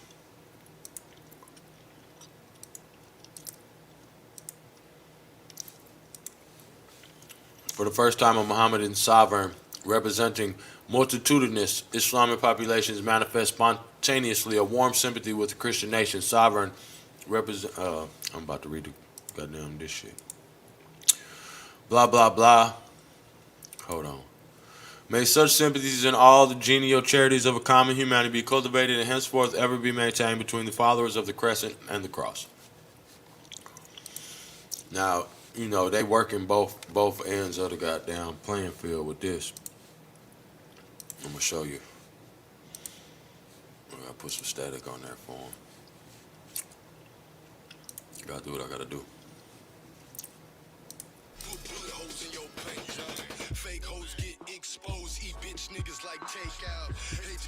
Press also blamed the British diplomats in Constantinople for rejecting the initial donation of £10,000 just to avoid embarrassing Queen Victoria.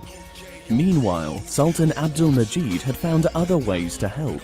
Today, the port town of Drogheda in Ireland includes a crescent and a star, both of which are symbols of Islam in its coat of arms.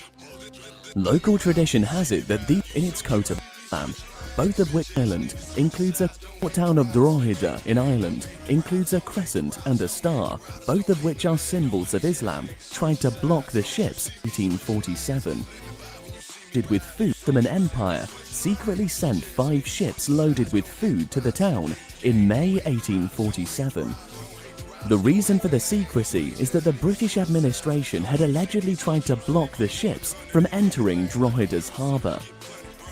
Evidence that backs up these claims includes newspaper articles from the period and a letter from Irish notables explicitly thanking the Sultan for his help. The nationalist Irish Freeman's Journal celebrated these efforts.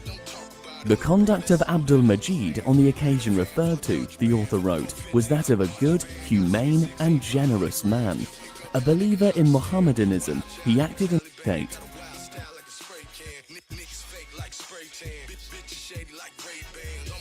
Just 2 years after the famine ended, Britain had become involved in the Crimean War to defend Ottoman territory. Britain had become involved in the Crimean War to defend Ottoman territory against an expanding Russian Empire. In addition, Britain had become involved in the Crimean did any kind of would do the Irish. Just 2 years, 54, his side in a famine ended. Britain had become involved. So now 1854, Britain over here in the Crimean War. They helping the Turks against the Russians. Because see, that's when the hijack was going on. That's when it had been infiltrated. It even say that was the first time that the ships had the Star and Crescent on the flags.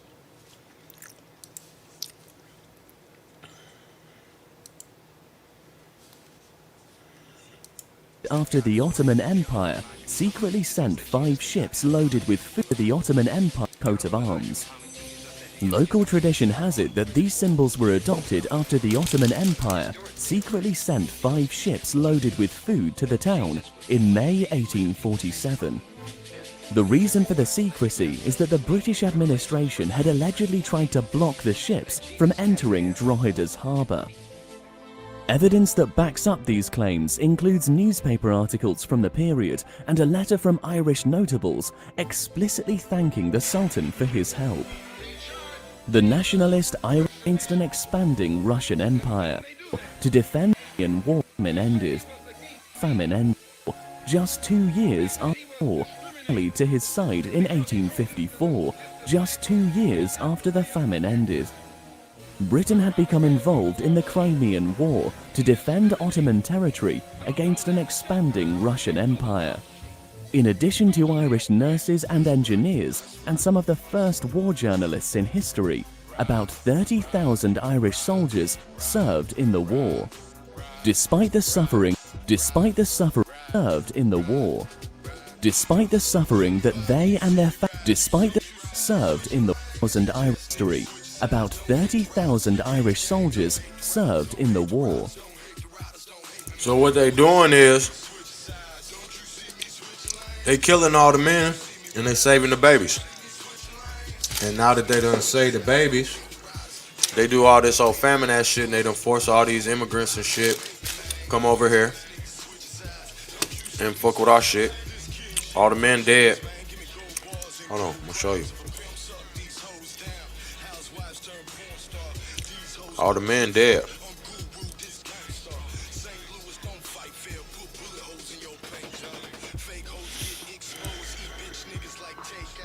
Introducing T-Mobile. Is that what all that hate about?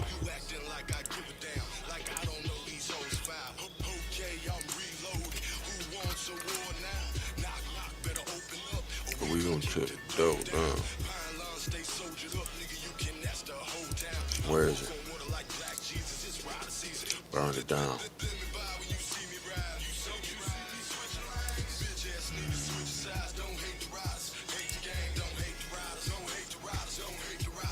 Choctaw Friendship, 1840.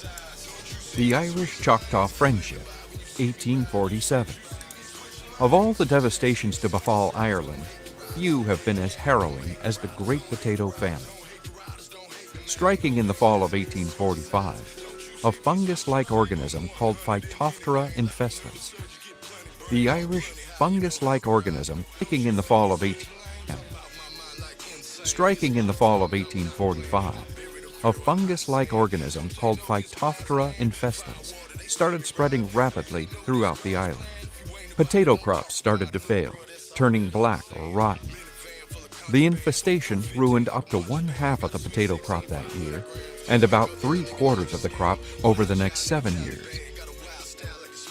Because the tenant farmers in Ireland, then ruled as a colony by their landlords of Great Britain, relied heavily on the potato as a source of food, the infestation had a catastrophic impact on Ireland and its population. The British government began to import corn in the first year of famine, but there wasn't enough of it, and it was too expensive, so this had little effect. From there on, the British government involvement was minor. The Protestant English government exported food from Ireland. Starvation. Although estimates vary, it's believed that as many as 1 million Irish people died during the famine, and another 1 million emigrated to escape poverty and starvation, with many landing in various cities throughout North America and Great Britain. And yet, 4,000 miles away, the news of the situation in Ireland had reached the people of the Choctaw Nation. The Choctaw Nation. The news of the situation in Ireland had reached the people of the Choctaw Nation. The Choctaw tribe lived in the American Southeast for about 1,800 years. They migrated from modern Mexico and Western America and settled in the Mississippi River Valley area. This area included parts of present-day Mississippi. They migrated from modern Mexico and West American South, and yet people of the Choctaw Nation. The Choctaw tribe lived in the American Southeast for about 1,800 years. They migrated from for about 1,800 years. They migrated from. So now you telling me some niggas been here for 1,800 years?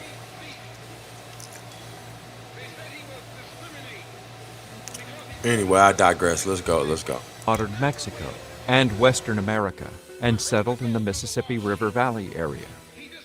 This area included parts of present-day Mississippi, Louisiana, and Alabama. Their language has roots in the Muskogean family language. They were a matriarchal society, meaning they placed importance on roles of women within the tribe. Men served in leadership positions, but women were considered for input and advice. Males also joined the wife's family at marriage, and status in the tribe was generally earned by works that benefited the entire tribe. They lived off both agriculture and hunter-gathering. Now you see them trying to curveball us and try to show us these houses that his motherfucking ancestors was living in when they pulled up over here.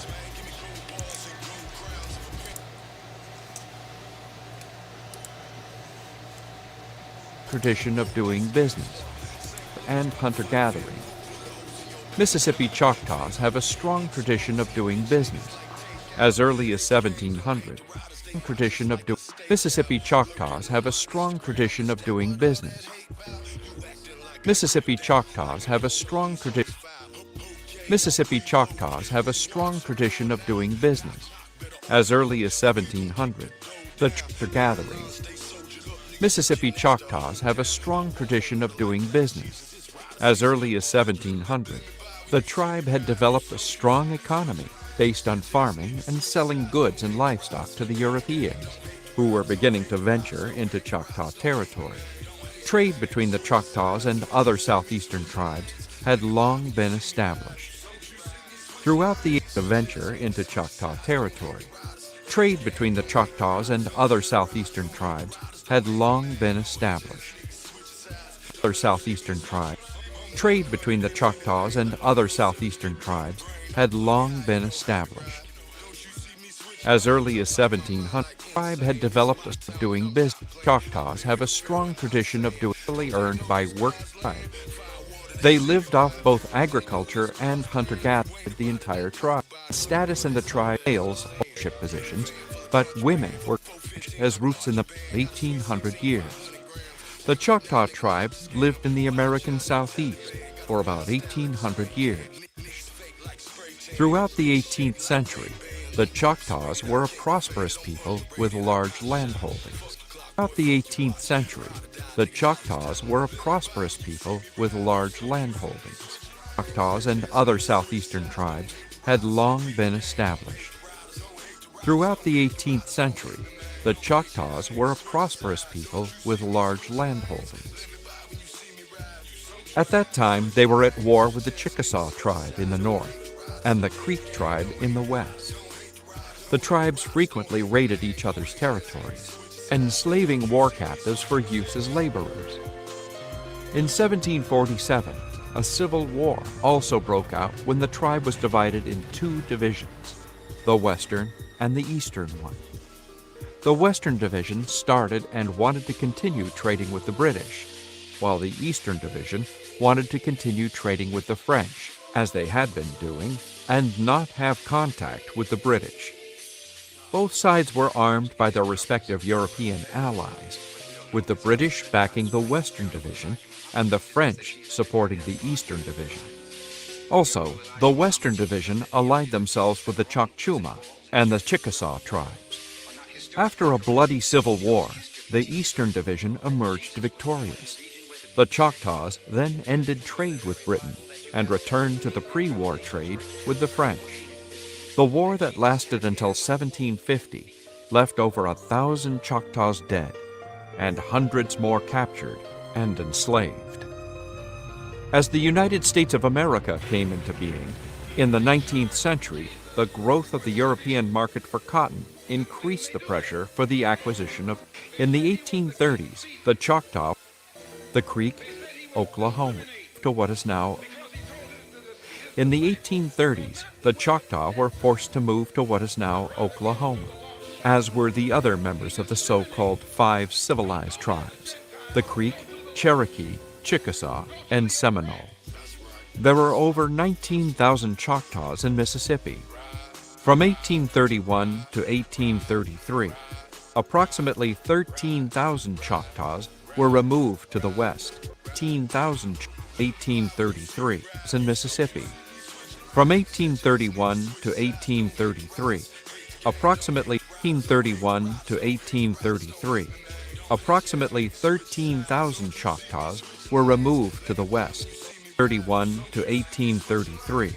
Approximately 13,000 Choctaws were removed to the west in what will later be named the Trail of Tears.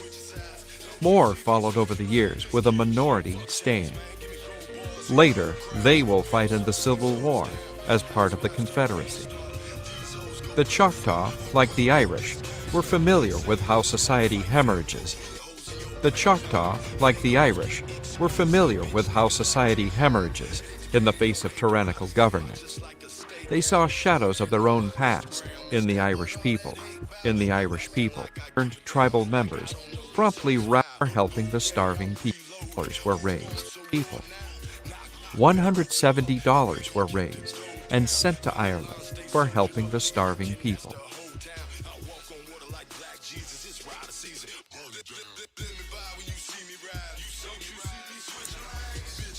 So now you telling me it's 1850, and the Choctaw Indians, who are now in Oklahoma, are doing a GoFundMe for the Irish during the famine.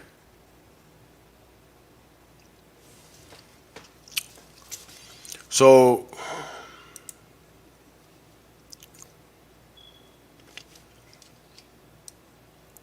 who was on the reservation in Tulsa? We didn't say Tulsa, in Oklahoma. You know, I'm gonna think Tulsa automatically because the proof in Tulsa.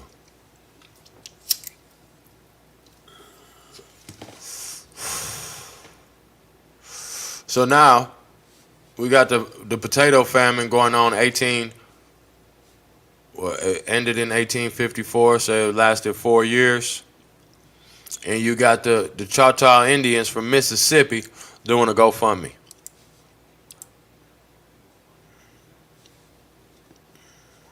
$50 were raised, and people. How? $170 were raised and sent to Ireland for the Irish people. Happening in Ireland, they saw shadows of their own past in the Irish people. When news arrived of what was happening in Ireland, a group of concerned tribal members promptly rallied together to raise funds for the Irish people. $170 were raised and sent to Ireland for helping the starving people. Since then, the links between the Choctaw and the Irish have continued to grow. Former Irish President Mary Robinson, who would later become UN High Commissioner for And for those who could, emigration was their only hope. Emigration.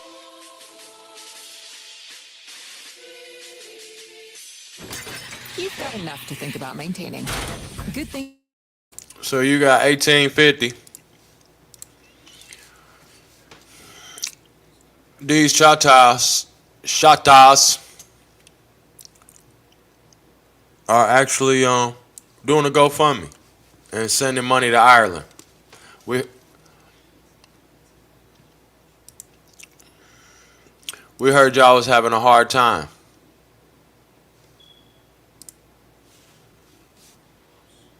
Heard y'all was down bad. Turn that off. Heard y'all was down bad, man. We got 5 bands for you.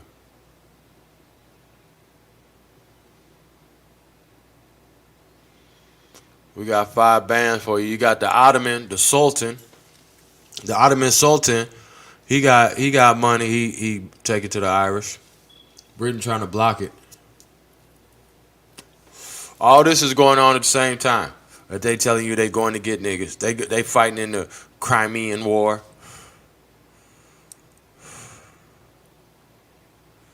All bullshit. Well, see, what they doing is they stirring up these wars on their little brotherhood shit, and then they killing the men. See, because that's what the wars is doing. They killing the men. And you know, you could do a deep dive into the Irish potato famine and see what's going on with that. With them immigrants. As far as that. But I think some of them people just from here. I think we just been over there a long time ago.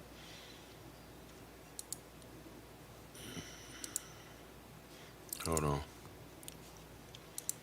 I got something more for you.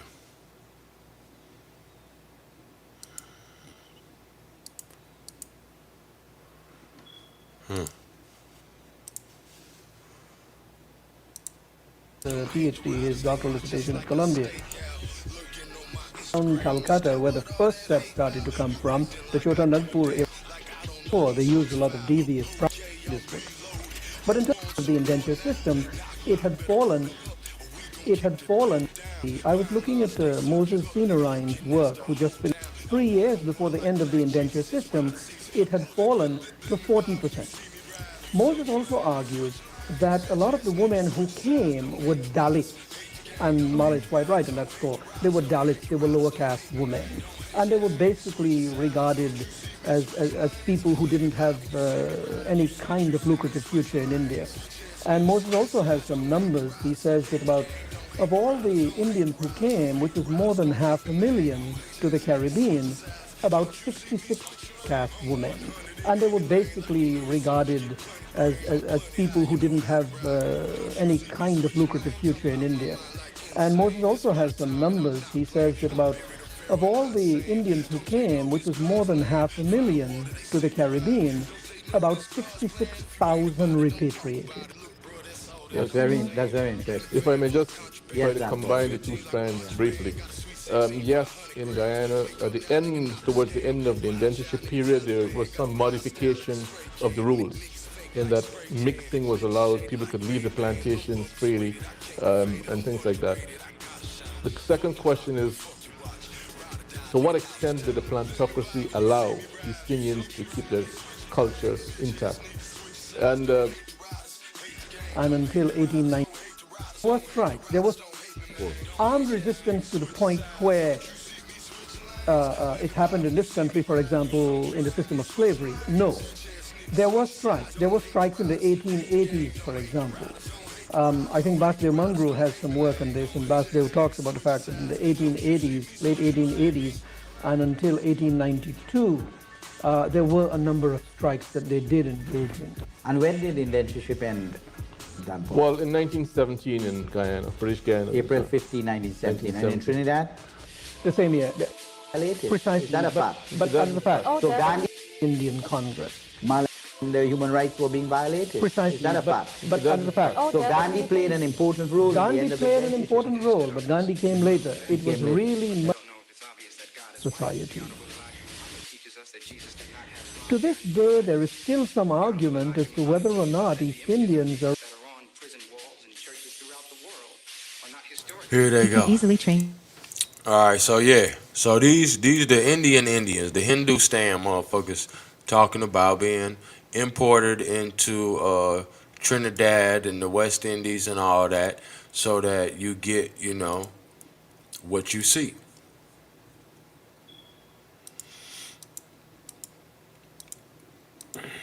Hold on.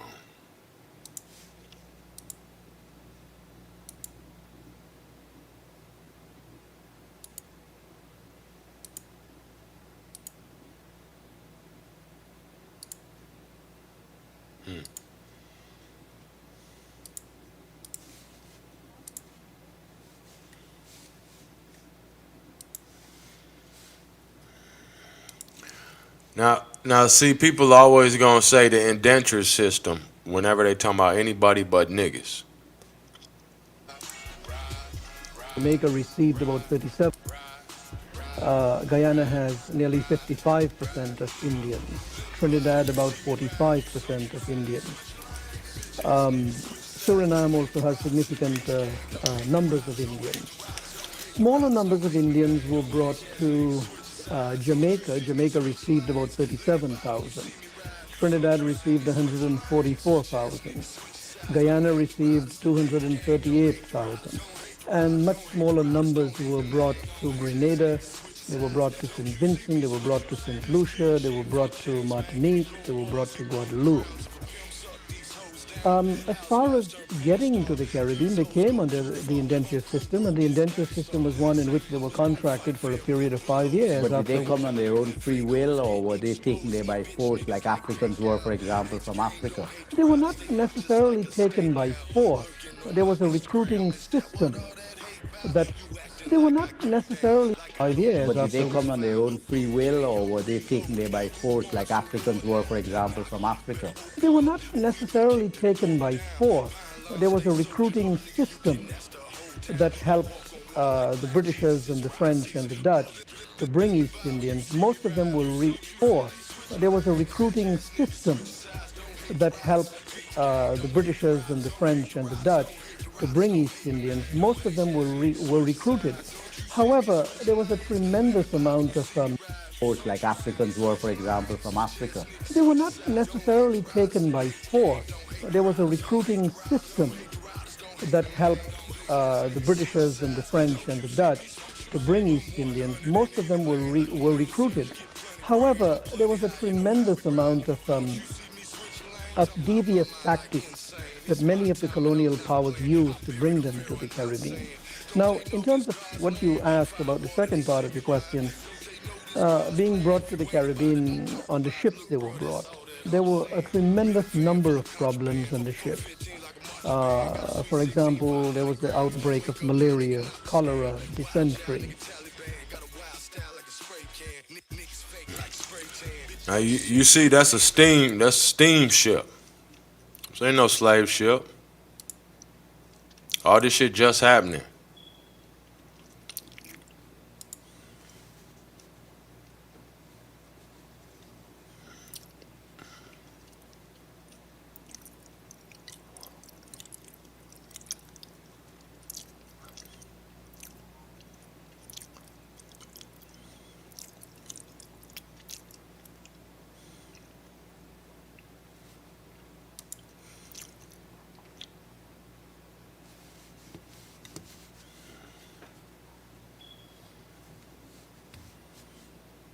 Of African people. What were the conditions like in indentureship? What were the plantations like? Was it exactly like slavery? Was it similar to slavery? Give us an idea what it was like. Well, thank you. And first of all, it's a pleasure to be in a Caribbean nation. There's a lot of validity to that statement. In fact, I would say that Slavery was that they were able to keep their religion and they were able to keep their within the Indian. Indian women from India on the first ship, Calcutta, into the journey of Indian women from India. On the first ship that sailed from Calcutta into Guyana was a ship called the Whitby. And not very many women came in those days. And there's a couple of reasons for that. Number one, the planters, the British back then, did not find the importation of women economically profitable on the plantation. So not many women came in the beginning. The second reason is that the Indian men that came on those ships, though they were married, intended to return back to India.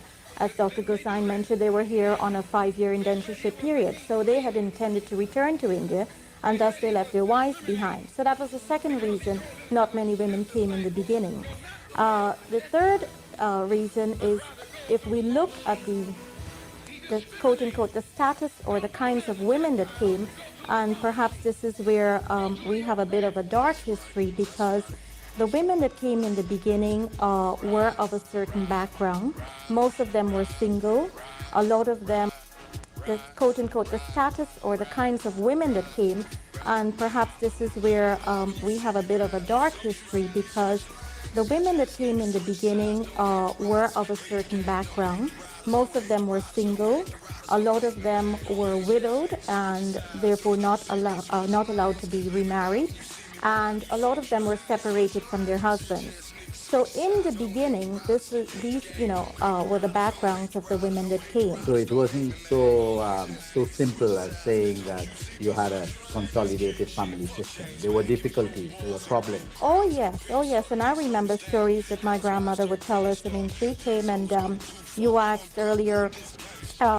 Yes, of the Clan 4 or 5? Actually, how did it evolve? It was a combination of all of the things.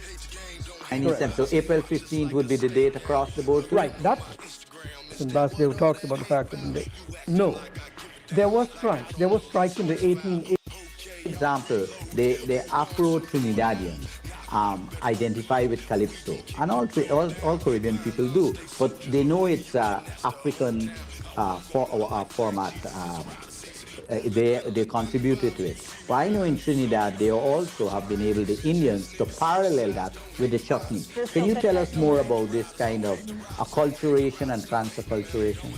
In any society where you have a medley of ethnic groups, any multi-ethnic society, there would be a certain amount of mixing.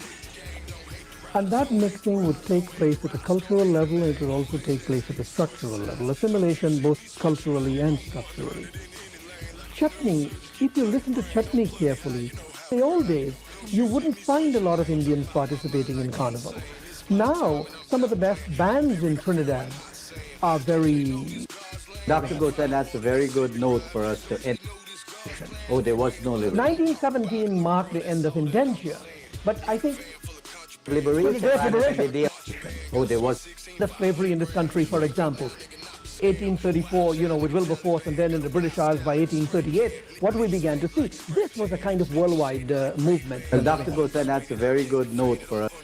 But I think one also has to understand the Indians felt that the African segment of the population now had a day whereby So which why they didn't can they react to the day of liberation? the day of entrance into- because in a sense there was no liberation. Oh, there was no liberation. 1917 marked the end of indenture.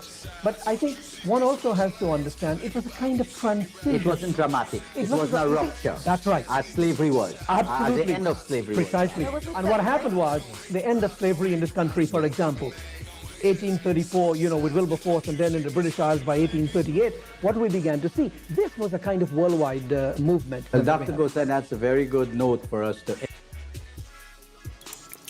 This was a worldwide movement.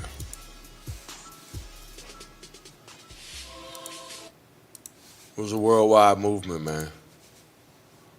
They brought everybody over here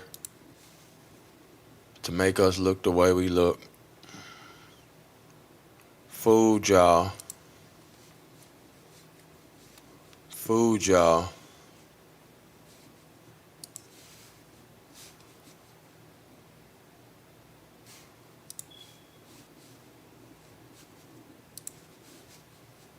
Food y'all. In the 1830s, tens of thousands of immigrants began arriving on her eastern shore. Tens of thousands of immigrants began arriving on her eastern shore. America after its founding. In the 1830s, tens of thousands of immigrants began arriving on her eastern shores, again, mainly from Britain, Ireland, and Germany.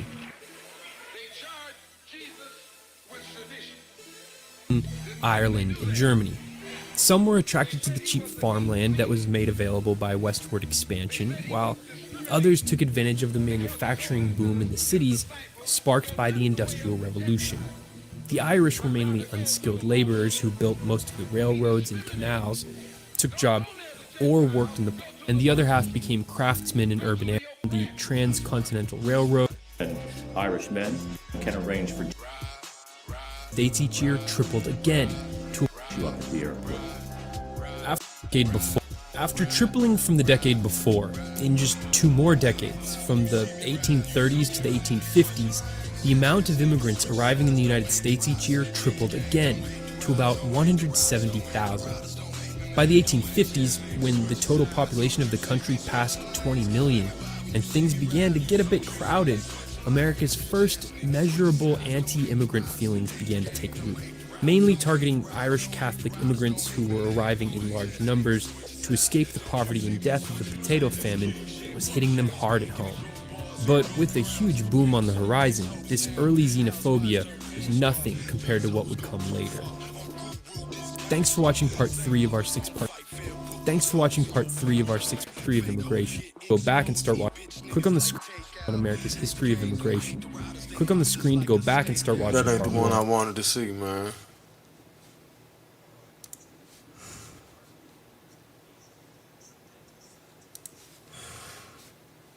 That ain't the one I wanted.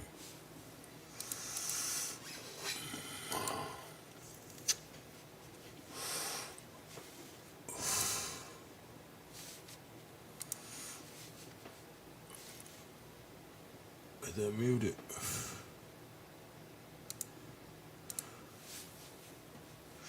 Covered the Star Force, want the immigration. We got the, that ain't everybody though. There's some other people. Some other immigrants coming through.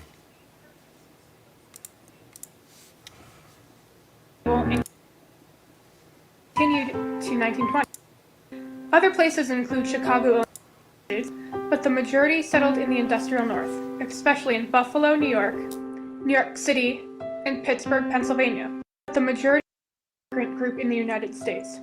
They spread throughout the United States. Poles represent the largest Eastern European immigrant group in the United States.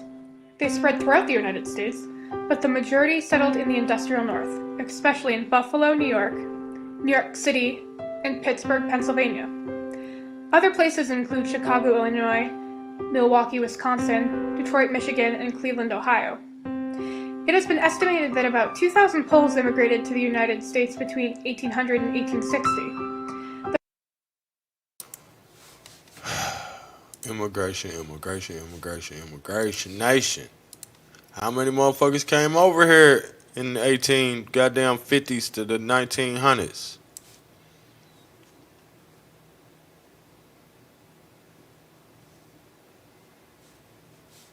How many of these motherfuckers came through? Hopefully you putting all the connections together. I hope you are.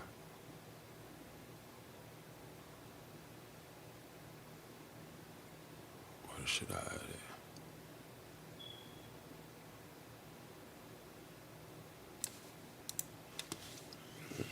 it? Writing's not that easy, but Grammarly can help. This.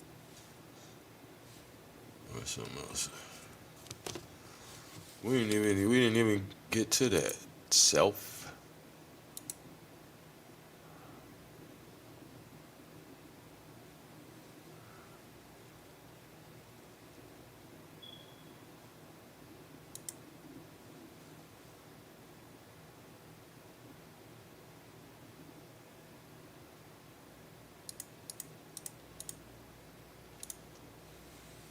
We ain't even gonna go.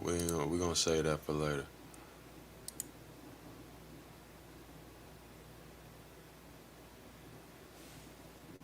This is kind of funny to read though. Encyclopedia.com.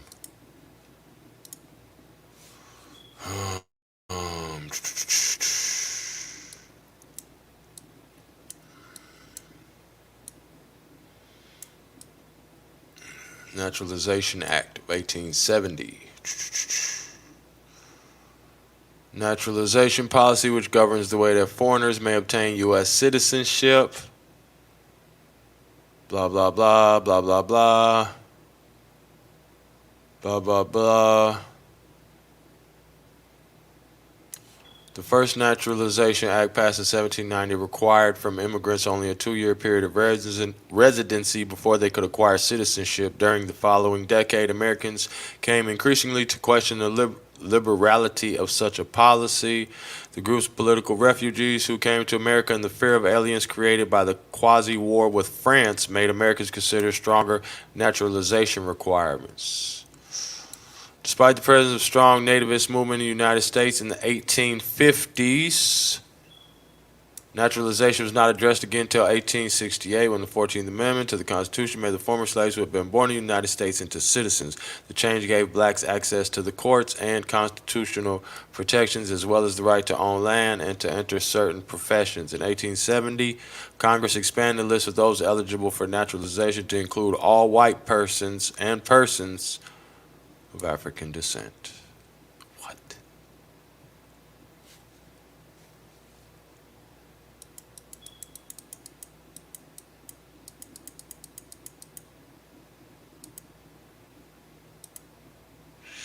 And then, you got the Chinese Exclusion Act because it was just getting overrun. That's what they said. President Franklin Roosevelt openly worried that Chinese Exclusion Act would hurt the war effort in Asia. Yeah, they had that, so he reversed it, I believe. That was when they were saying that Chinese people couldn't immigrate. But, oh, yeah, it was something that I was...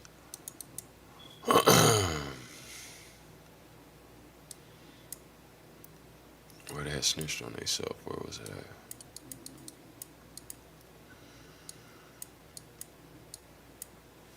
Because it said how they were desperate for workers. But I'm like, damn, I thought y'all had 100 million slaves.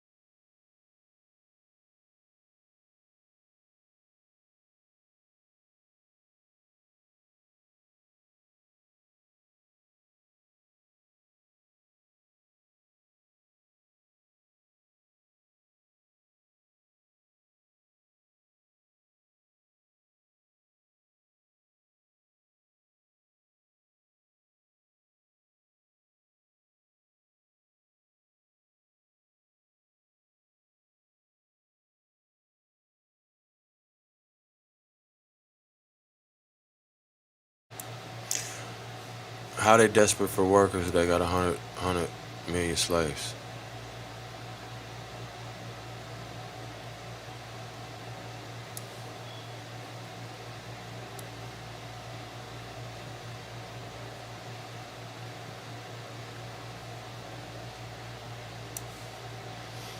We took them on tour.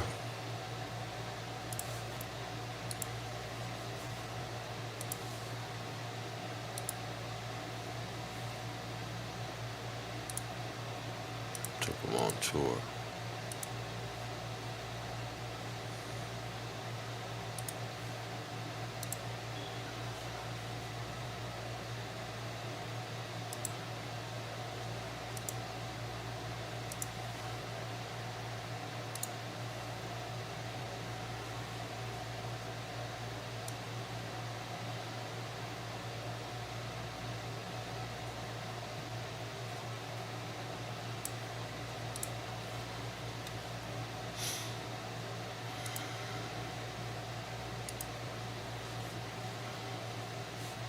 No, not him.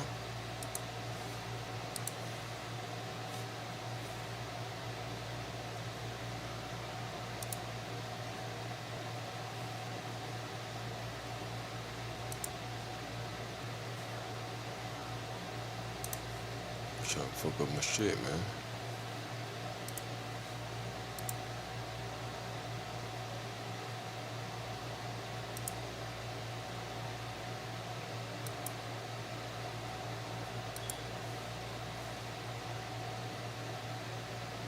New York World's Fair 1939.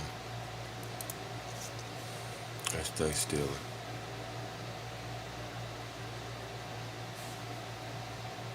They stay stealing.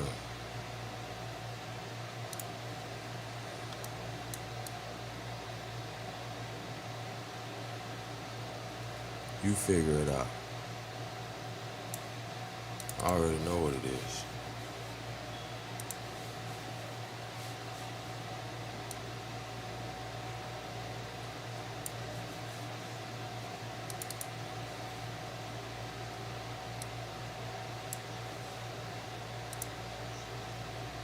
Valley of darkness. For he, blessed is he who in the name of charity and goodwill shepherds the weak through the valley of darkness. For he is truly his brother's keeper and the finder of lost children. And I will strike down upon thee with great vengeance and furious anger those who attempt to poison and destroy my brothers. And you will know my name is the Lord when I lay my vengeance upon thee. Got the drum knocking king shit, Akhenaten. I'm King Tut with it, you don't want no problems. I'm so 1,000, I am so 1,000. This is king shit, hear me nigga, total power. I fly with hawks, why should I walk when I can fucking fly? Bitch, I don't die, the devil lied, he thought I won't survive. Ride for my tribe, we undivided, my right hand of God. All these rappers falling off cause they a bunch of frauds. Always in they fucking feelings, dawg, just like a bunch of bras. I'm so 1,000, nigga, I'm above it all. We hawking dog, king shit, fuck the law. If life's a bitch, fuck a rubber, fuck a raw. King shit, I seen shit you ain't never saw. G shit, I'm ahead of y'all.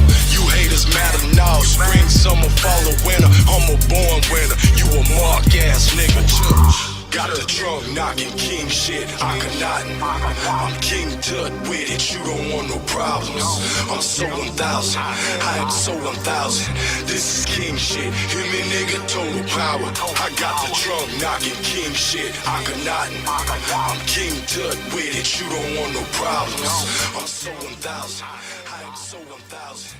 This is king shit, hear me nigga, total power. Can't walk the street tonight without your bodyguards. Pray for my great and vultures crossing they eat body parts. Blessed is he who in the name of charity and goodwill shepherds the weak through the valley of darkness. For he is truly his brother's keeper and the finder of lost children. and I will strike down upon thee with great vengeance and furious anger those who attempt to poison and destroy my brothers. And you will know my name is the Lord when I lay my vengeance upon thee. Got the drum knocking king shit, I cannot. I'm king tut with it, you don't want no problems. I'm so 1,000, I am so 1,000. This is king shit, hear me nigga, total power. I fly with hoes, why should I walk when I can fucking fly? Bitch, I don't die, the devil lied, he thought I won't survive. Ride for my tribe, we undivided, my right hand of God. All these rappers falling off cause they a bunch of frauds. Always in they fucking feelings, dog. Just like a bunch of broads. I'm so 1,000, nigga. I'm above it all. We hawking dog king shit, fuck the law. If life's a bitch, fuck her rubber, fuck her raw. King shit, I seen shit you ain't never saw.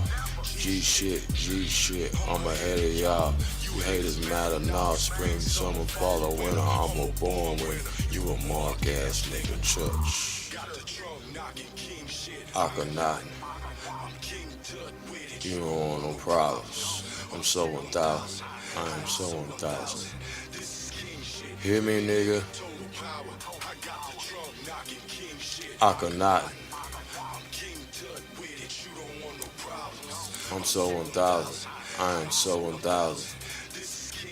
Hear me, nigga? This lady said some funny shit. She told on herself real quick. Appreciate it. The major issues that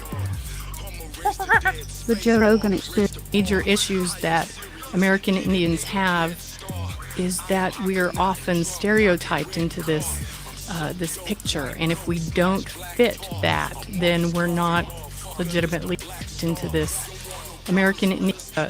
We're not static, and I think one right. And we're not static, but American Indians have that picture, and if we Indian, when you first met me, what did you think? Your brown skin. Where do you think? Well, when you first met me, what did you think? You think, well, her brown skin. Where's the feathers? I mean, you think, well, when you first met me, what did you think? And if we don't fit Indian, when you don't fit that, then we're not legitimate. Then we're not legitimately. Then we're not legitimately Indian. When you first met me, what did you think? You think, well, it's her brown skin. We're not legitimately Indian. When you first met me, what did you think? You think, well, it's her brown skin. Where's the feathers? I mean, this is no. I don't think you did. But and I guess people, it's. You think, well, it's her brown skin. Where's the feathers? I mean, this is no. I don't think you did. But and I guess it's a rhetorical question. Oh hell yes. So well, are you 100% Native?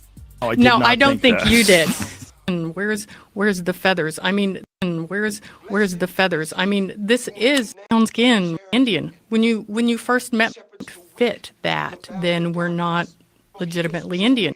Then we're not legitimately Indian. When you first met me, what did you think? Did you think, well, it's her brown skin? Then we're not legitimately Indian. When you first met me, what did you think? You think, well, it's her brown skin. Where's the feathers? I mean, this is no. I don't think you did. But and I guess it's a rhetorical question. Oh hell yes. So well, are you 100% Native American? No, absolutely not. What percentage are you? And that's. Well, are you 100% Native American? No, absolutely not. Yes. So well, are you 100% Native American? No, absolutely not. What percentage are you? And that's. Let's talk about. No, absolutely not. What percentage are you? And that's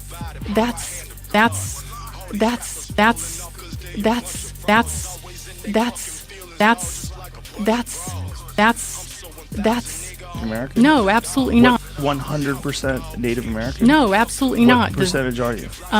And that's. What percentage are you? And that's. What percentage are you? And that's. Let's talk about. What percentage are you? And that's. Let's talk about that. Let's talk about that. What other? So blood quantum is an imposition from the federal government that has been used to weed out Native Americans. So the whole idea that has been used to weed out has been to assimilate Indians. Assimilate Indian policy has been of U.S. federal policy has been to assimilate Indians. U.S. federal policy has been to assimilate Indians, to rid themselves of the Indian problem so that land and resources could be obtained, right? Mm-hmm. And so blood quantum was one way that the U.S. government could do that. So if you didn't meet what they thought was that's been an imposition in Choctaw. So I'm Polish and on us. So I'm Polish. So I'm Polish. So I'm Polish. I'm Polish. And that's been an imposition on us. So I'm Polish.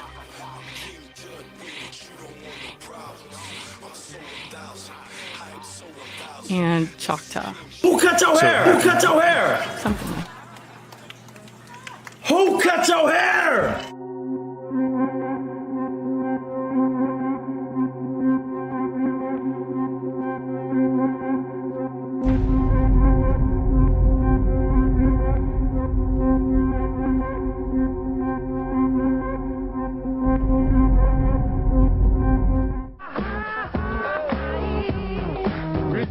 But this is business that needs to be taken care of, you know. Slap on the back is all fine and dandy. Yeah. But it needs promotion. Yeah. Big to me. Are you laughing, biatch? You find it funny? You find it funny?